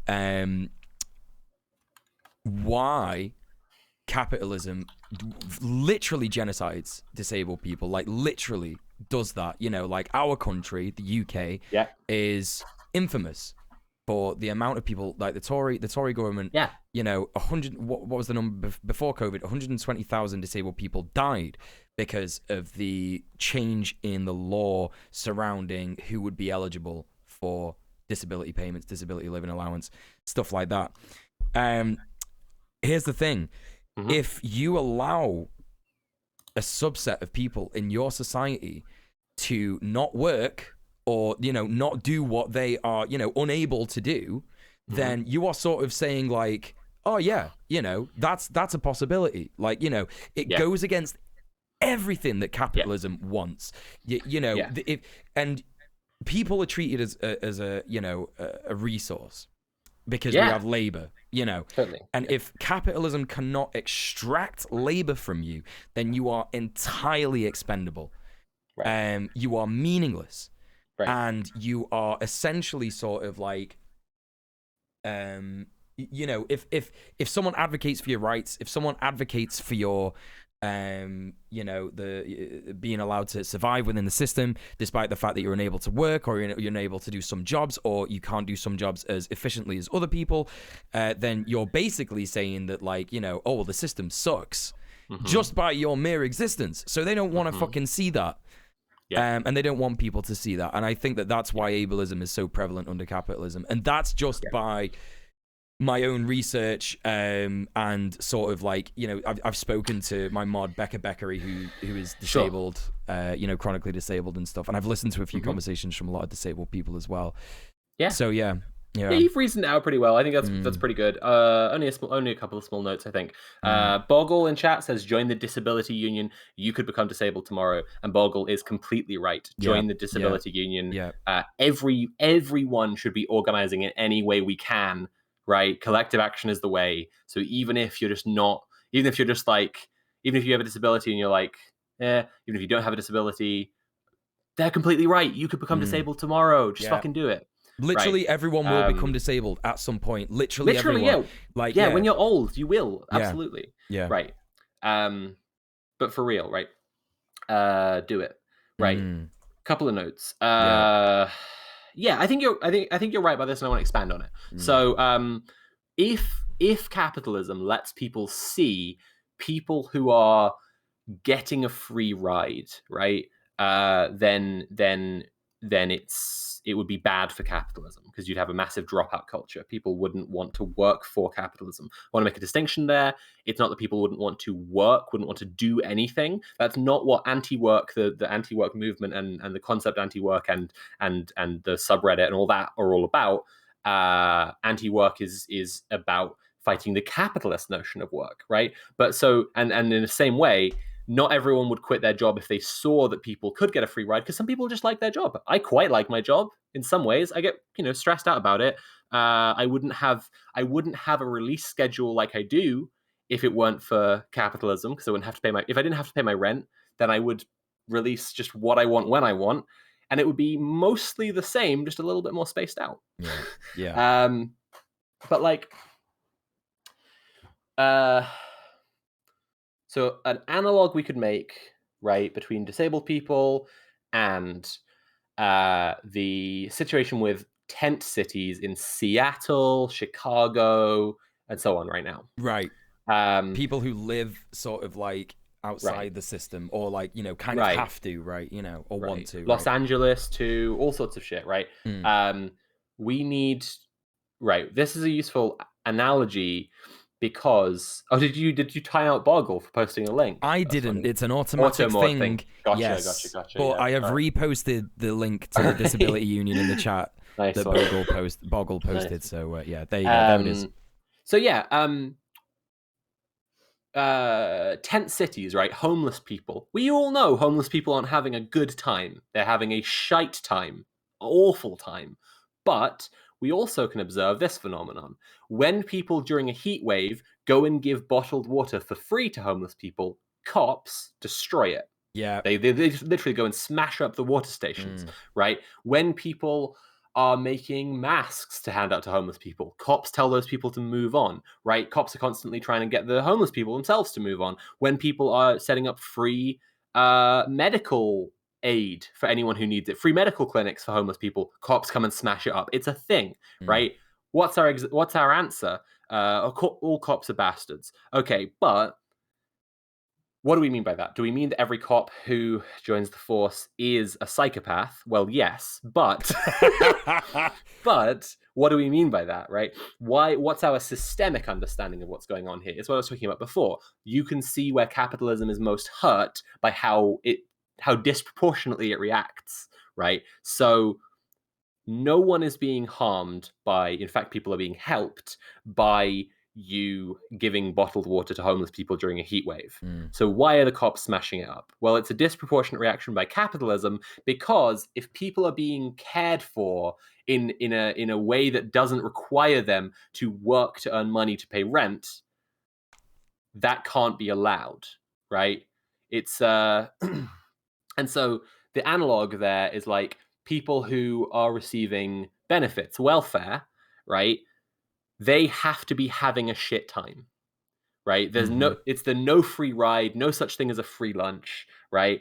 And you have to pay in suffering if you aren't paying in some other way. That's the thing. Like, that's what capitalism wants from you. And so that's why capitalist governments will always deliberately make it as hard as possible to claim disability benefits. Yeah. They instill and spread this propaganda of like a scarcity mindset. There's only so much in the coffer for disability benefits. Obviously, that's a fucking lie. Yeah. Right, absolutely. They're lying about that. They can just put as much as they want into the disability benefits coffer if they wanted to, right? Instead, they're putting it into imperialist wars in countries full of brown people who they're bombing to bits, right? Instead, they're putting their money into private contracts to pay Matt Hancock's friend to fucking make an app that comes out 6 months late and doesn't work, right? They're putting all their money into the pockets of private capitalist businesses through public-private partnerships, and putting all their money into fucking forever wars, right? Because war is the ultimate fucking capitalist endeavor. A bomb, right, costs tons of money to make, and you only use it once. So it's like perfect fucking product. There's plenty of money for disability, right? But if they were giving every disabled person plenty of money to live on, right, they wouldn't be able to threaten the working class with, you could be like them. That's it, yeah. I've lived on benefits, right? I know what this is, how this works from the inside. They need to threaten you. They have to threaten you, because fundamentally, actually, the deal on a material level that like you aren't working for them and they are giving you money is a pretty sweet one. and all this that we've been talking about today, about squatting, about joining unions, about general strikes, these are all things that take away that, because capitalism needs this threat of financial violence. Yes. If it does not have the threat of financial violence, it has nothing apart from violence that potentially physical violence. Right, physical violence. That's all it has left. Right, because Moms for Housing, everyone look at Moms for Housing. Yeah. Moms for Housing, it's American, MOMS. They were, a bunch of black, single mothers in a house who were just trying to survive, just trying to live, and the bank tried to come and take it away. And their eviction resistance was like 100 people showed up and said, fuck off, no. And the thing is, the eviction resistances Nat goes to and the eviction resistance there, fundamentally a different ballgame. Yeah. Because Nat goes to something, it's half a dozen people, they tell a bailiff, we're going to make your job difficult, and the bailiff's like, whatever. Nah, can't be asked. He's a job's worth. He's not going to do that, right? The fucking sheriff in America, he's a fucking psychopath with a gun. Yeah. Not just a gun, but fucking tear gas grenades. Not just tear gas grenades, but a fucking, what's it called? A Bearcat, right? A mini tank. All this fucking shit. They can do whatever the fuck they want. They could turn the whole lot of them into Met. They could just fucking grill the entire bunch of them with a machine gun, right? But why do they want to do that? Right? Part of it, expanding militarized budgets of police in America, that when the money's there, it's going to get spent on something. That's a part of it. But part of it is this disproportionate reaction, because like you said, right, when they can't threaten you with systemic violence, they have to threaten you with physical violence. Yeah. And here's the really crucial step, right? This is the last step before we're in a better world. If they can't threaten you with physical violence, they're done. Yeah. Right? Literally. And this sounds like an awful stoner take, but if no one can physically subdue you, you cannot be arrested for any crime. Yeah, right. That's literally it. And as well, some people, like, you know, we do talk about cops very generally as, you know, Sophie literally rightly said, as being, you know, psychopaths who are out to, like, you know, get a few legal kills because of their political ideology and stuff like that. But there are some who are just like, you know, they do it to live. Like, it is a job. Yeah. It's a traitorous job. You're a class traitor if you're a cop. Absolutely. But some people just do it for the dough, you know, and they're getting a lot of dough in generally speaking. And if you remove that, if you say to them, look, you can live in a world where you don't have to fucking do this, you know what I mean? It's just dead easy. Then there's going to be people who are like, you know what? All right, safe. I won't fucking do it. There will be people like that. It might be few and far between, but... My sincere prediction, this is one of my... I haven't really seen other people say this. This is one of mine. This is a Sophie original. Take this one to the bank. Let's go. Or don't. You know, hide it under the mattress for when the fucking society collapses, whatever you want. Is that as cops, as their jobs become more and more... You'll see this in America first. America's way closer to this than we are. As cops are more and more just evicting homeless people, just smashing up water tables and this shit, you're going to see massive resignation rates from cops. Yeah. Massive resignation No one rates. wants to actually do that shit. People don't like to say it because we all like to be, you know, all agreeing and patting each other on the back for being so smart that cops are all fucking evil, mustache-twirling psychopaths. And sure, right? But even them, right, are going to be exposed to this and be like, this job is a shitty job. This is a bad experience for me. Yeah. It's not even fun for me, a Nazi. Like, it's not even fun. It's not even a fun time to just have my boot on the neck of, like, homeless people all day, every day. This sucks, right? And so first there'll be massive fucking drop-offs, resignations. Then it'll be, like, where they can, trying to pay cops more. Yeah.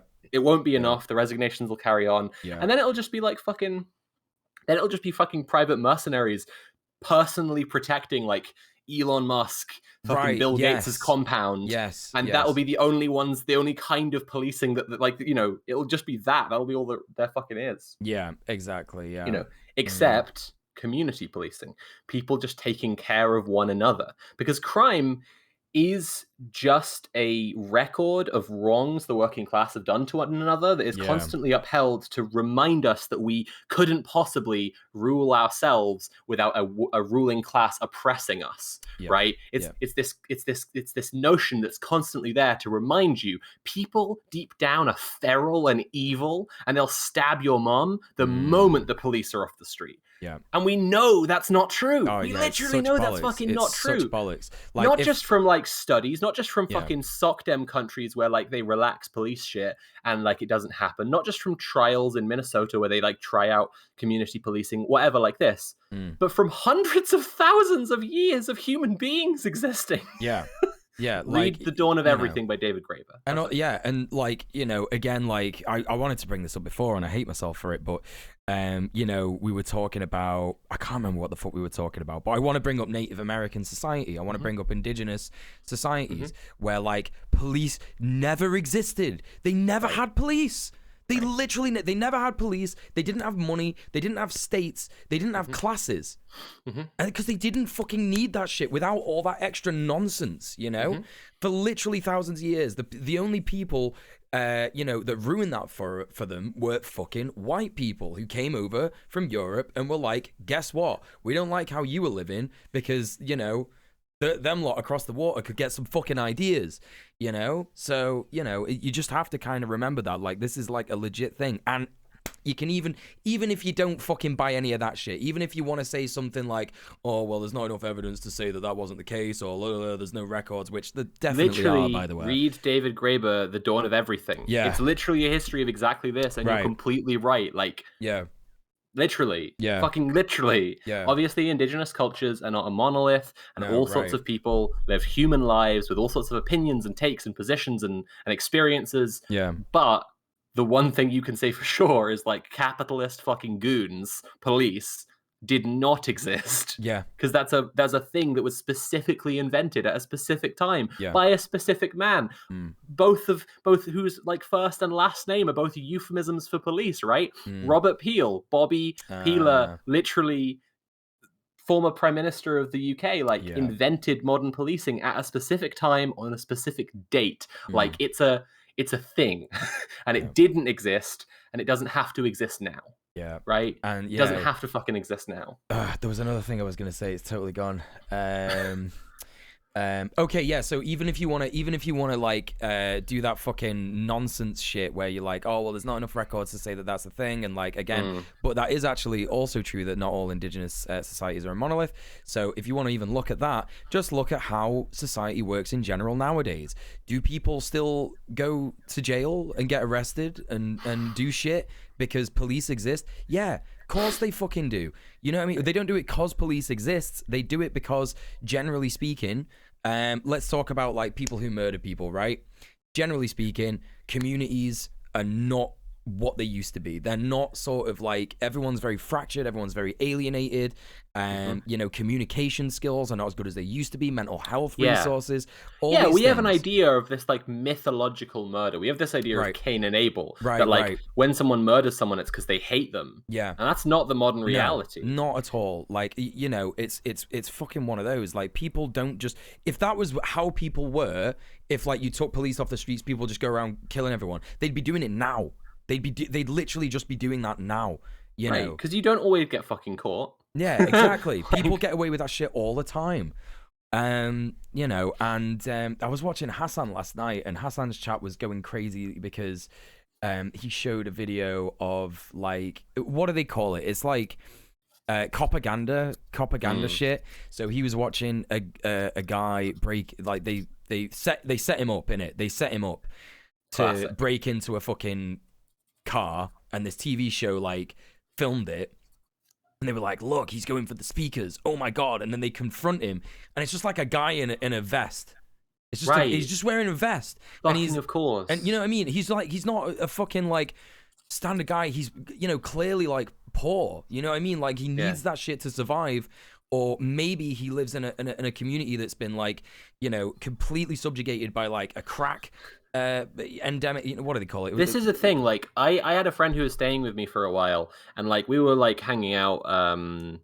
We were hanging out on the doorstep, and like a guy came up to us, like on my doorstep, who was asking for money and was kind of giving a spiel about what he needs money for and whatever, and telling, you know, trying to reassure me about his character so that I will, you know, want to and whatever. And I was just like, sure thing, and I gave him some money. And my friend like said to me, like, you know, I worry about you a little bit because you live in this big city and you're like nice like that to people.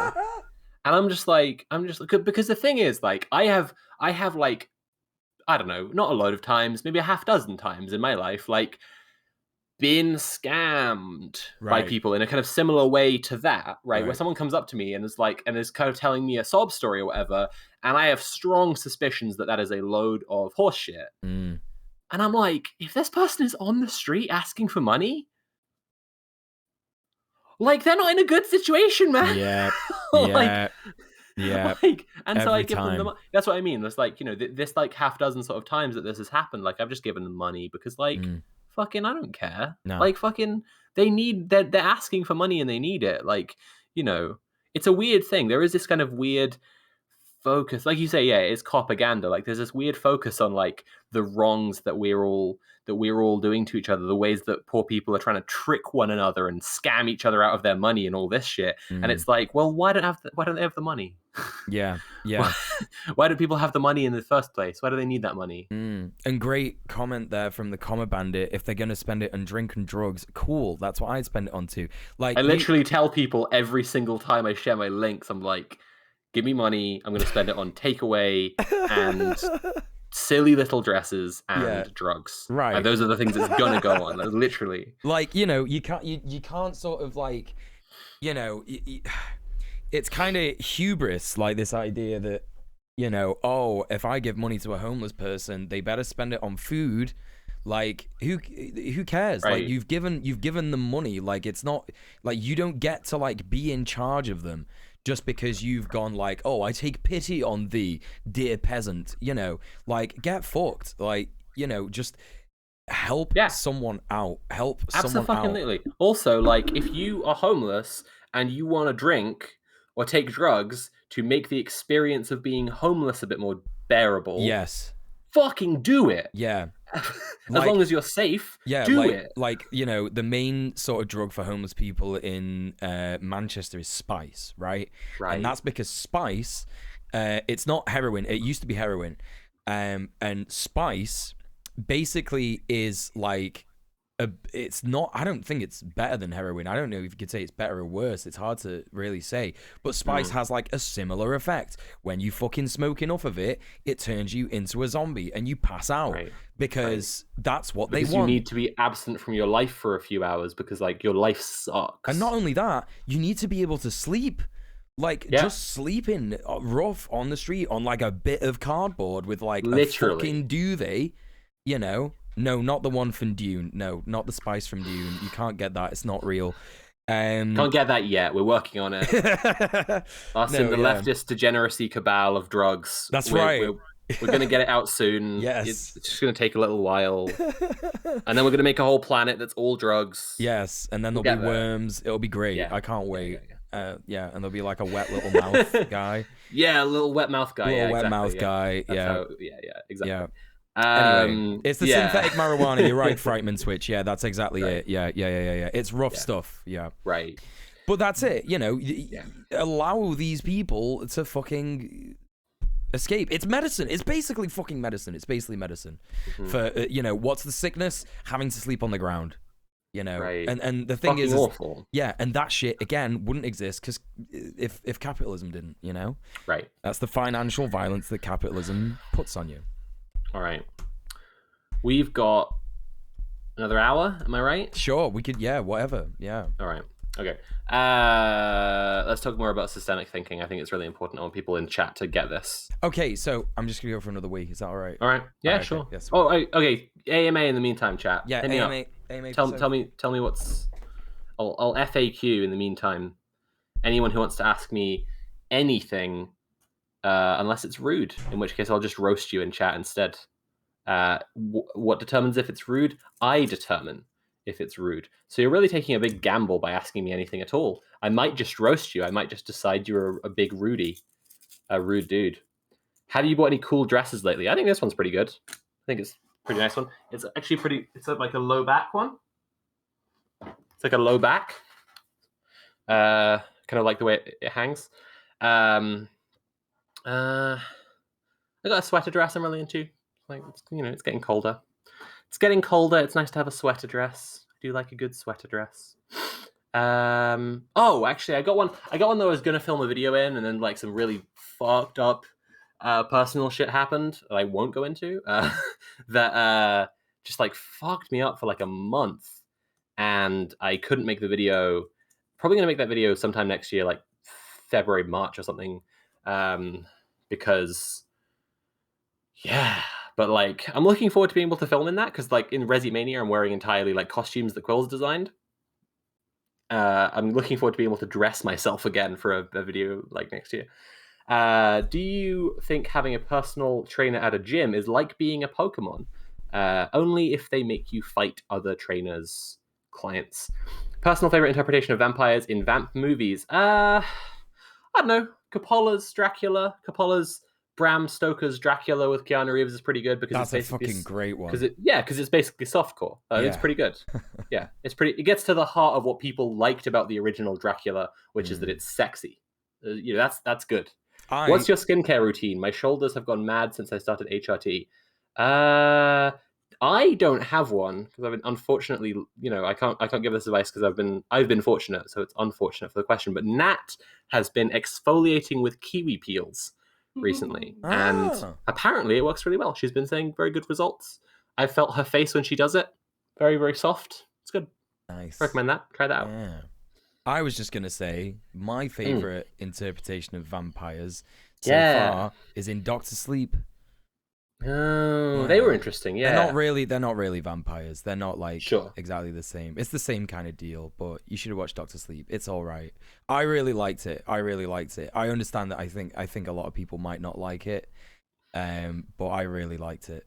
Yeah. I watched it when I was getting ready for my Alan Wake video, and I can't remember how I felt about it now. Yeah. But I do remember watching it. Mm-hmm. Yeah, and that woman who's always in all of those Netflix shows. She was in it. She was like the Sarah head. Ferguson. Yeah, she was like the head vampire. Yeah, she's actually like really, really good in it. Like, she's just I did like her performance. Yeah, really, she's a really good actress because I remember that. Well, she's in Dune. She's fucking Jessica, Queen Jessica in Dune.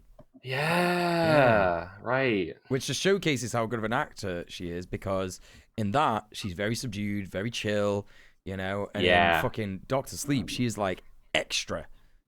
Mm-hmm. Yeah, very extra. Mm-hmm. Anyway, Absolutely. sorry, continue. I think I've answered everyone's questions. I think I have.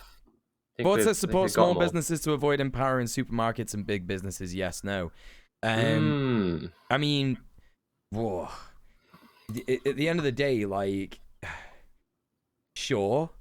Yeah. Like, right. But also, businesses is businesses. Yeah. If at you the can end of the support day, a worker co-op, I would say that's a step up. Yes. That's right. Like, if you, so, you know, it's a great idea that, because at the end of the day, ideally what you would want, what all of us want, especially if we're going to go, you know, towards the sort of like, oh, well, we want people to get paid better now. You would want to support a workers' co-op rather than just a fucking business, because like, what are they going to stop paying their employees minimum wage? Like, do they pay their employees minimum wage? You know, all that kind of stuff. You know, there's a bit more to think about, but I think that in the long run, if you end up giving someone who owns a business anyway already, who's got that like hustle mindset, Sigma grind set, you know, eventually they'll end up making the next Asda anyway. So, Do Not Eat's rule was like, small business owners universally are insane.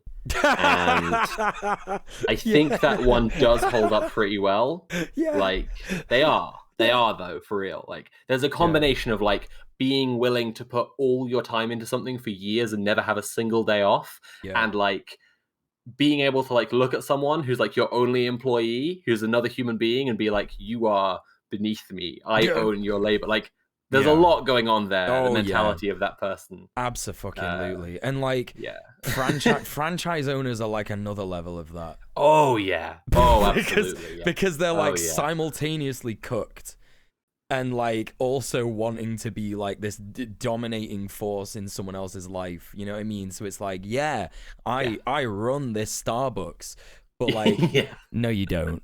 You actually don't, do you? You know? Yeah. So absolutely. I agree. Sophie's WrestleMania video is fantastic. Yeah. Aw, thank you. I'm glad you liked it. Absolutely great. Yeah.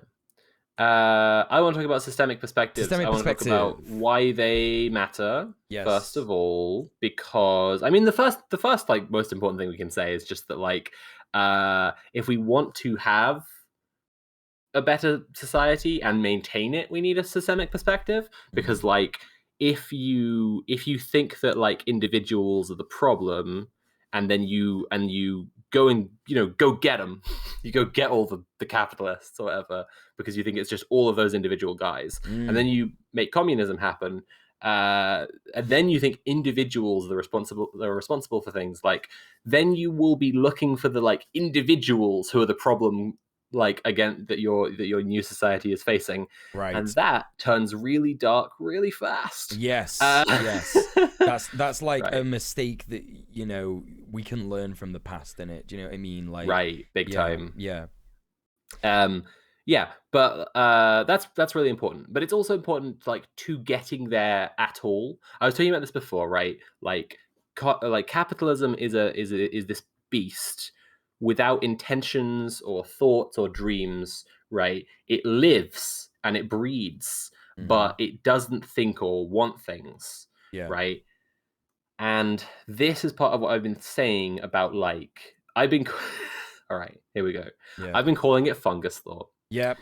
Because I think it's a lot like, right, the shape that life takes, the shape that like meaningful interaction in the universe takes, right? You have this homogeneous fucking explosion of matter, but then like as gravity started to come together, right, things started to form this like sinuous web throughout the universe. If we look at the universe, right, it's really interesting that actually like there are big pockets of empty space, right? It's not just like a homogeneous kind of like fruit pudding of like planets and stars and nebulas, right? It's actually like there are these strings of matter, because that's how gravity pulls things together, right? And then that looks a lot like how, you know, how basic life forms, and it looks a lot how you know the brain looks like on a really like close in level, right, with neurons and pathways and this shit, right?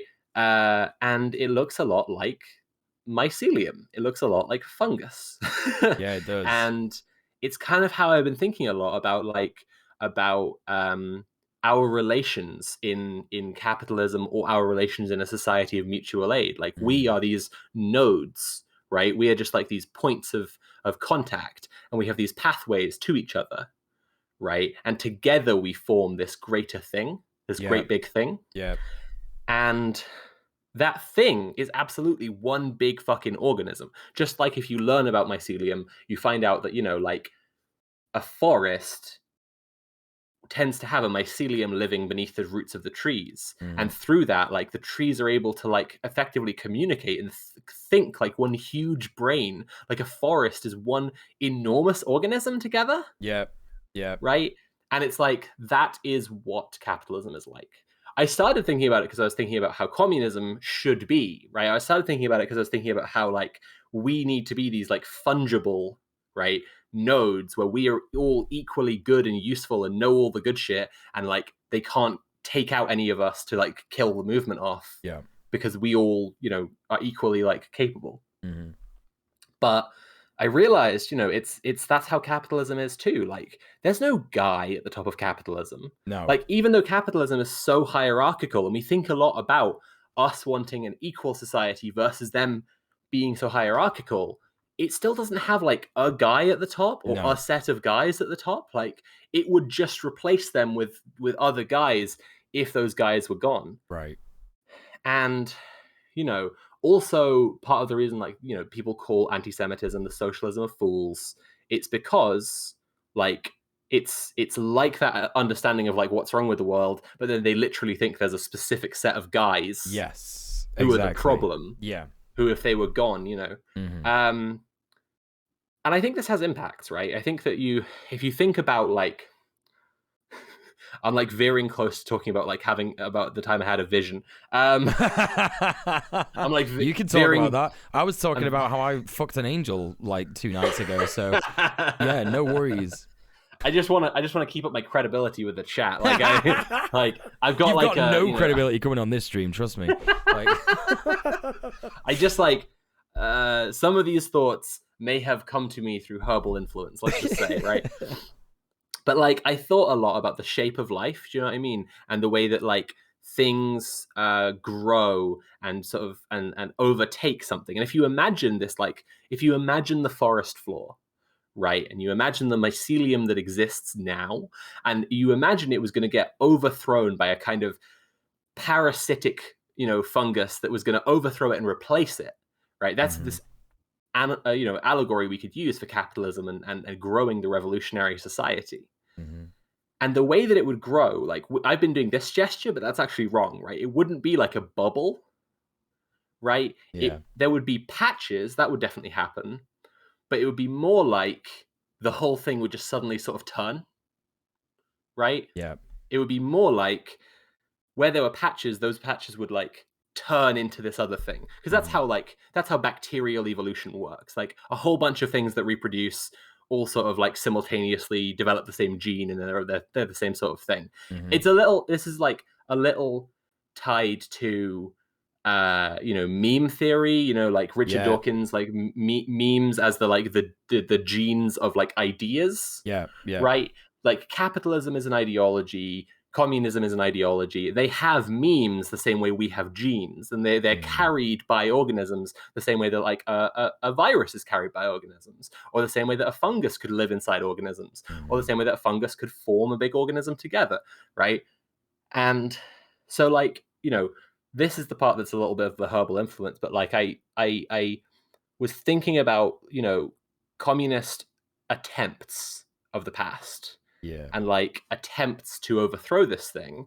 And I was thinking like, right, there's this one and this one and this one, and they're these little sort of patches in the mycelium, these patches in the forest floor, and this is how quickly they grew, and this is how quickly the forest floor ate them again, right? And I realized, just thinking about it and visualizing it for myself, like how quickly leftism is growing now. I'm just like, they're fucked. Like capitalism is fucked. Yeah, 100%. Like, yeah, definitely. Like, if you think about the attempts of the past, if you think about how something like that would happen, there would be these patches, these previous attempts that would start and then fail and dissolve and then be done, right? And then when it eventually happened, it would all go. Yeah. And I'm like, I don't know it's now. I don't know for sure that it's now. I think it can be now. That's the thing. It could easily be now, yeah. But another big wave is coming. We can all feel that. We can all tell that. And eventually communism will win. Yeah. Like you can see sort of like in the way that I think someone, it was fucking Hassan that said this last night. He was like, YouTube is nominally more left wing than it used to be. Like, there are not as many right wingers on there. Like, sure, if you want to look at it from a very like, flat perspective now, like without taking anything from the past into consideration, it's pretty right wing, definitely. But in terms of progression, right, it's way more left wing than it was. Like there are no longer like actual Sikh Island Nazi larpers like on there, like actually like doing Nazi content like they used to be. There's like actual sort of like multiple left wing content creators who like for some reason don't get taken down by YouTube. Right. Do you know what I mean? There's a lot who do, but there's a lot who don't. Yeah. And that kind of sort of like shift in like the way that things are going. And this is kind of like, I don't know, this is just a Muel original. You had a Sophie original before, but this is kind of like... Hit me with that Muel original, capitalism sort of eating itself. Yeah. Because it's like, I showed you the Bill Hicks thing. I showed everyone in chat as well, like, oh, yeah. We're going to buy into the socialism dollar. Yeah, the socialism dollar is hot right now. It's fucking hot right now. And so that kind of feels like, devastatingly, this turns out to be a Lenin original. He had a quote right. I didn't think it was cool enough for me to be an original. Yeah. Well, you independently came to a Lenin quote, and honestly, I think independently coming to Lenin is pretty based. He said, "The capitalists will sell us the rope that we use to parody Minecraft." That's right. Redacted them with. Yes. I think you can say kill capitalism because it's just an idea, right? Sure. Which is fine. But that's the quote if people want to look it up. YouTube overall is still fairly right-leaning, though. I literally just said that. I literally just said that. Come on. Yeah. Pay attention, honestly. I know, yeah. Unless you just got here, in which case I literally just said that. Right. Yeah, whatever. No, no worries. Don't need to be too hard on you. It's fine. Just the progression. It's the progression, right? Look at the rate of growth of leftism. That's what I'm saying about worldwide as well. Yeah. Right. So many academic Marxists became incredibly black-pilled with the fall of the USSR. Yeah. And literally, it turns out like we're coming back so fast.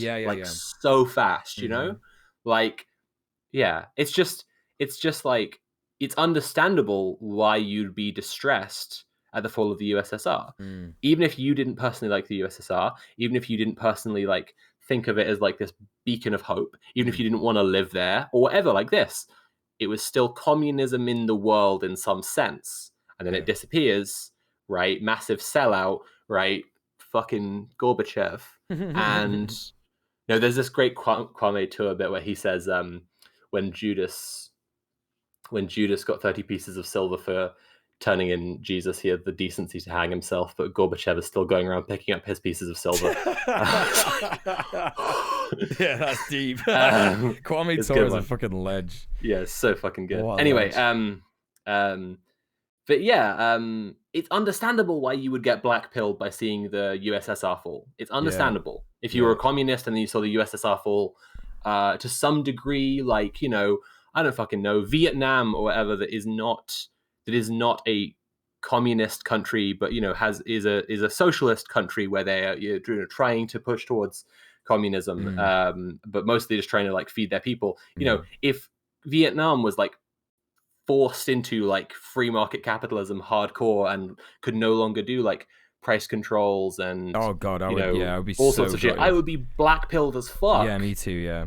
But then you don't pay attention to how quickly leftism comes back. Right. Yes. Then you don't think about the perspective of the people who were born since then. Yes. The people who were born since the fall of the USSR, Yeah. who are like, well, no, you don't get to just write it off and say like we're done and there'll never be communism just because you're upset about this thing. Yeah. Yeah, I think that's a pretty based opinion. The global south will bring forth a revolution. I think that's a pretty based opinion. Like, I think global south, like I've been saying, will bring forth Marxist-Leninist resistances to imperialism. Absolutely. 1,000%. I do think we can do more to... in China, they call it lying flat, right? The anti-work thing, they call it like lying flat. Just literally like refusing to show up to work, just be in bed like you're just fucking depressed. You're just like, I'm not doing it. Yeah. Or even like show up to work and then do it there. Just like make it their problem. Oh yeah. Like, fuck yeah. We can do that. We can do that to stop the imperialist machine for real. Yeah, it's literally like, and it's so funny that we're talking about this as praxis now, and that is like literally what I fucking did naturally, without even knowing anything about praxis, without even knowing anything about anything. Like when I figured out that I was working for a bank and like when I was selling loans to people, I was fucking them over. When I figured that out, I just didn't want to go to work. So I was just like, no, sorry, I'm sad. I'm not coming to work. It'd be great if you could still pay me though. And they did for a bit. And yeah, I really did. I made it their fucking problem. And that is like, that's like the natural response. Yeah. This is why I get so stressed with like, literally everyone who exists. Because like, we all know how much work sucks. So why isn't everyone a fucking communist? Like it's like, Jesus Christ, like so many people like that. I really want to read that bullshit jobs book. It's a good one. It's pretty good. That's what the first sort of exposure that I had to like anti-work was actually I'm an anti-work subreddit hipster. I was on that like years before it was popular. I think I subbed to that in like 2016 or something when I first started becoming like left pilled. I was like, yo, that's it. Yeah. I was like, yeah, fuck work. It's shit. Like it was so, I'd never forget like the jubilation I experienced when I discovered anti-work. And I was like, there are people like me out there and it's normal and it's good. Everyone hates work. Everyone, literally everyone. No, there's that quote that's like about the guys who are like shoe salesmen in Africa or something, and one of them writes home like situation's hopeless, they have no shoes, like they don't wear shoes, and the other one's like great marketing opportunity, none of them have shoes yet. And like that's the free market capitalist version of this. But I'm like the two responses you can have is like they all hate work, why aren't they communists? I'm like, I think they're communists, they just don't realize that's exactly it. Yeah, you're right. You're fully right. Yeah. I think if everyone hates work, then that's really good news for us. Yeah, and well, it is that as well. And this is why the means of communication are like incredibly important to sort of get, because at the end of the day, the main reason why people are apolitical, the main reason why people don't, or are just sort of conservative generally, or maybe, libertarian. Because they've been propagandized. Yeah. They've been told to be. They've been given the thoughts to think. Yeah, absolutely. Yeah, absolutely. Yeah.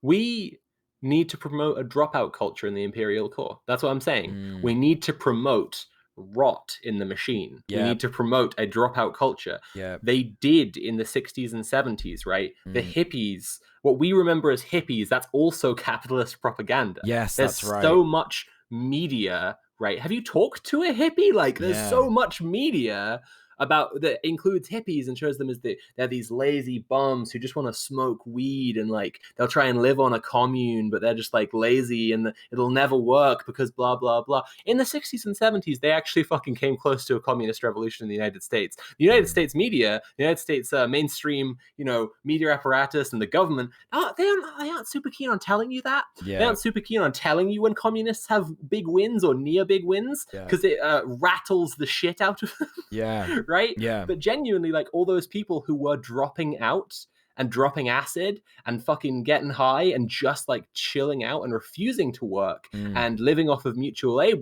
with one another caused a big fucking problem for their economy. Caused a big fucking problem for all sorts of, like, fucking part of the reason that like the Vietnam War was the way it was not just like this whole domino theory, thinking that like if the communists in Vietnam win, then there's a domino theory and like all the world turned into communists, so we need to stop them right now. Like, it wasn't just that. There was also this massive conscription push within the US because the US needed to force hippies back into the workforce. Right? Yeah. They literally were like grabbing people and kidnapping them, fucking dragging them and forcing them into an army uniform. Yeah. Right? And like, because they were terrified of what the movement was actually doing, and it was actually doing some shit, and they won't tell you about that. Yeah. And it's so true as well. Like I'm constantly like saying crusties, in sort of like a pejorative. One sec, Neil.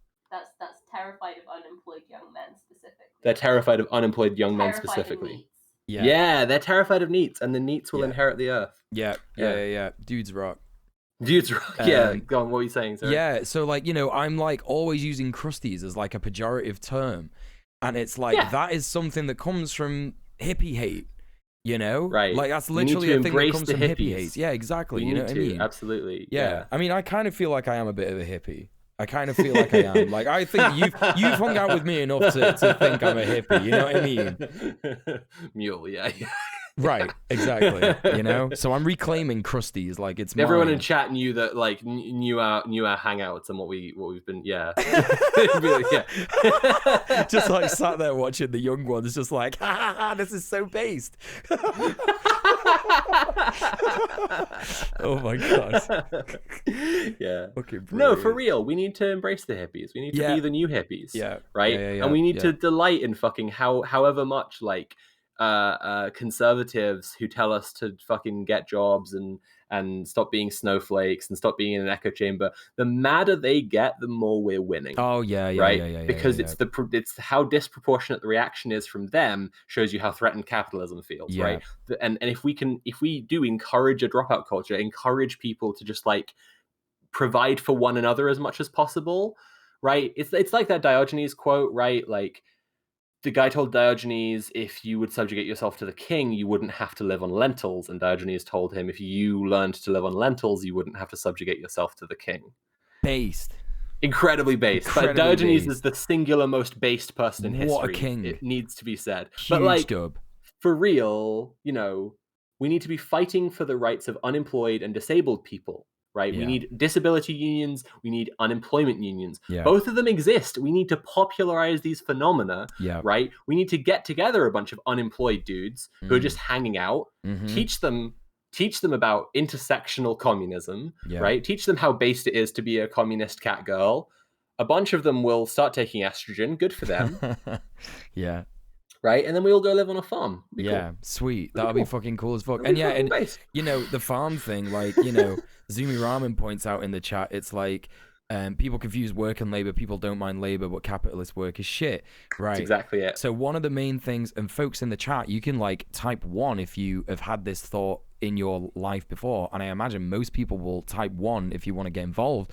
That when I was looking for work, when I was about, I don't know, 18, 19, sort of floating in between like call centers and shit like that, I was like, I want to do something that matters. Like, I want to do a job that is good for society.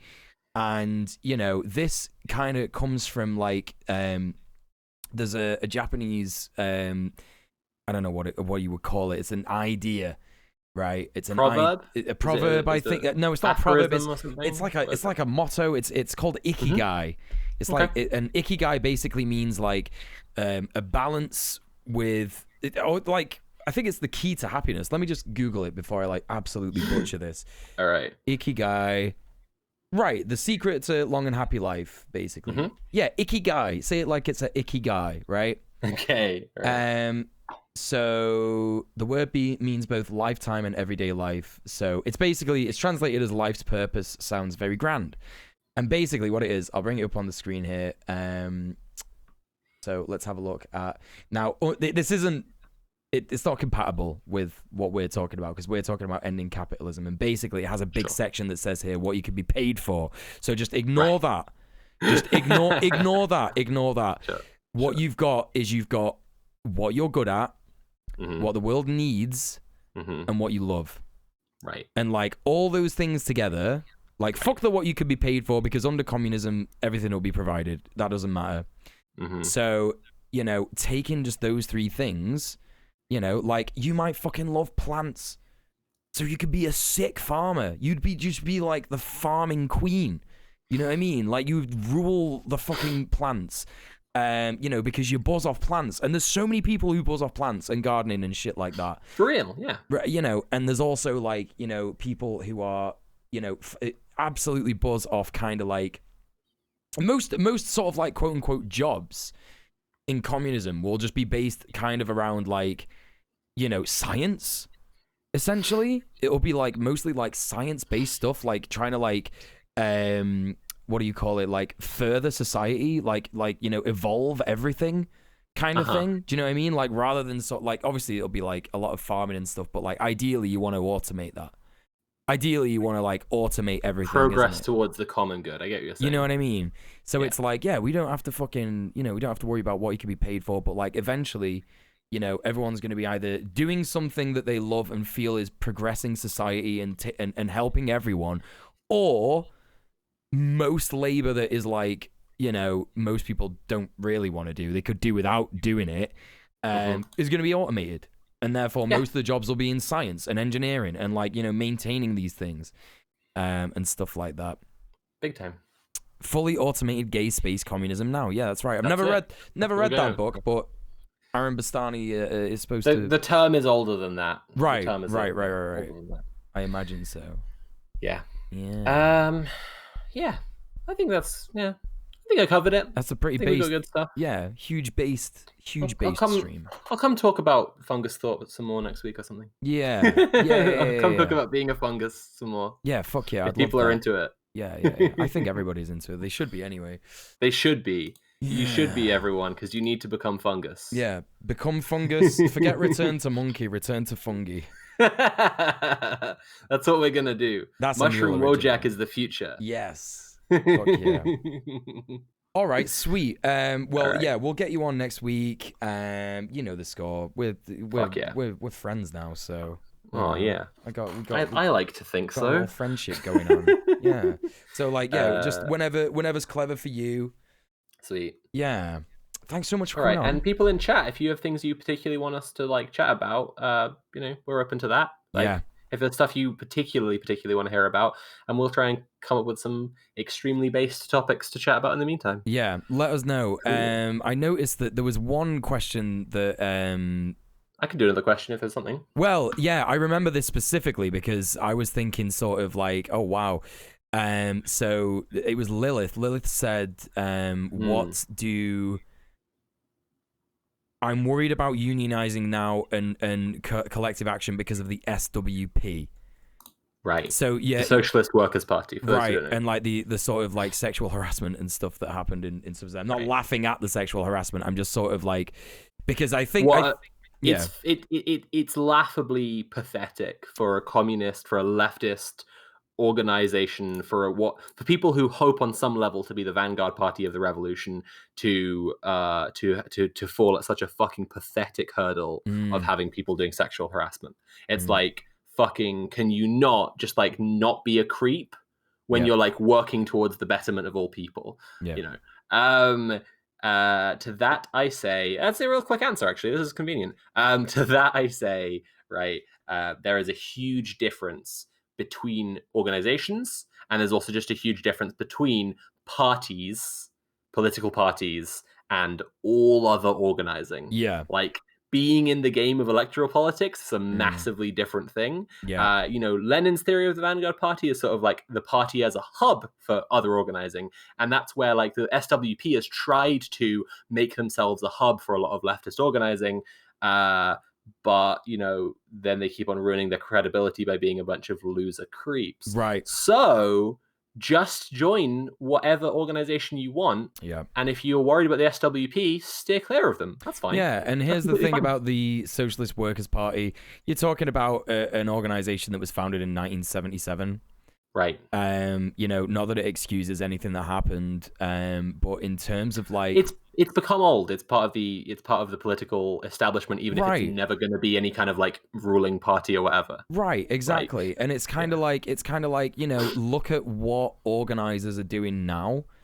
Like in terms of like how and look how open, like, you're talking to me and Soph here, right? And I would sincerely hope that me and Soph have made you feel like you're safe in our communities with regards to stuff like that. Do you know what I mean? Right. And it's like, you kind of have to look at like, we are wanting to be, the commentariat, not the be all and end all, but like we are certainly in fact, we want to be as small a part as possible. Yes. We want as many people as possible to copy us. Exactly.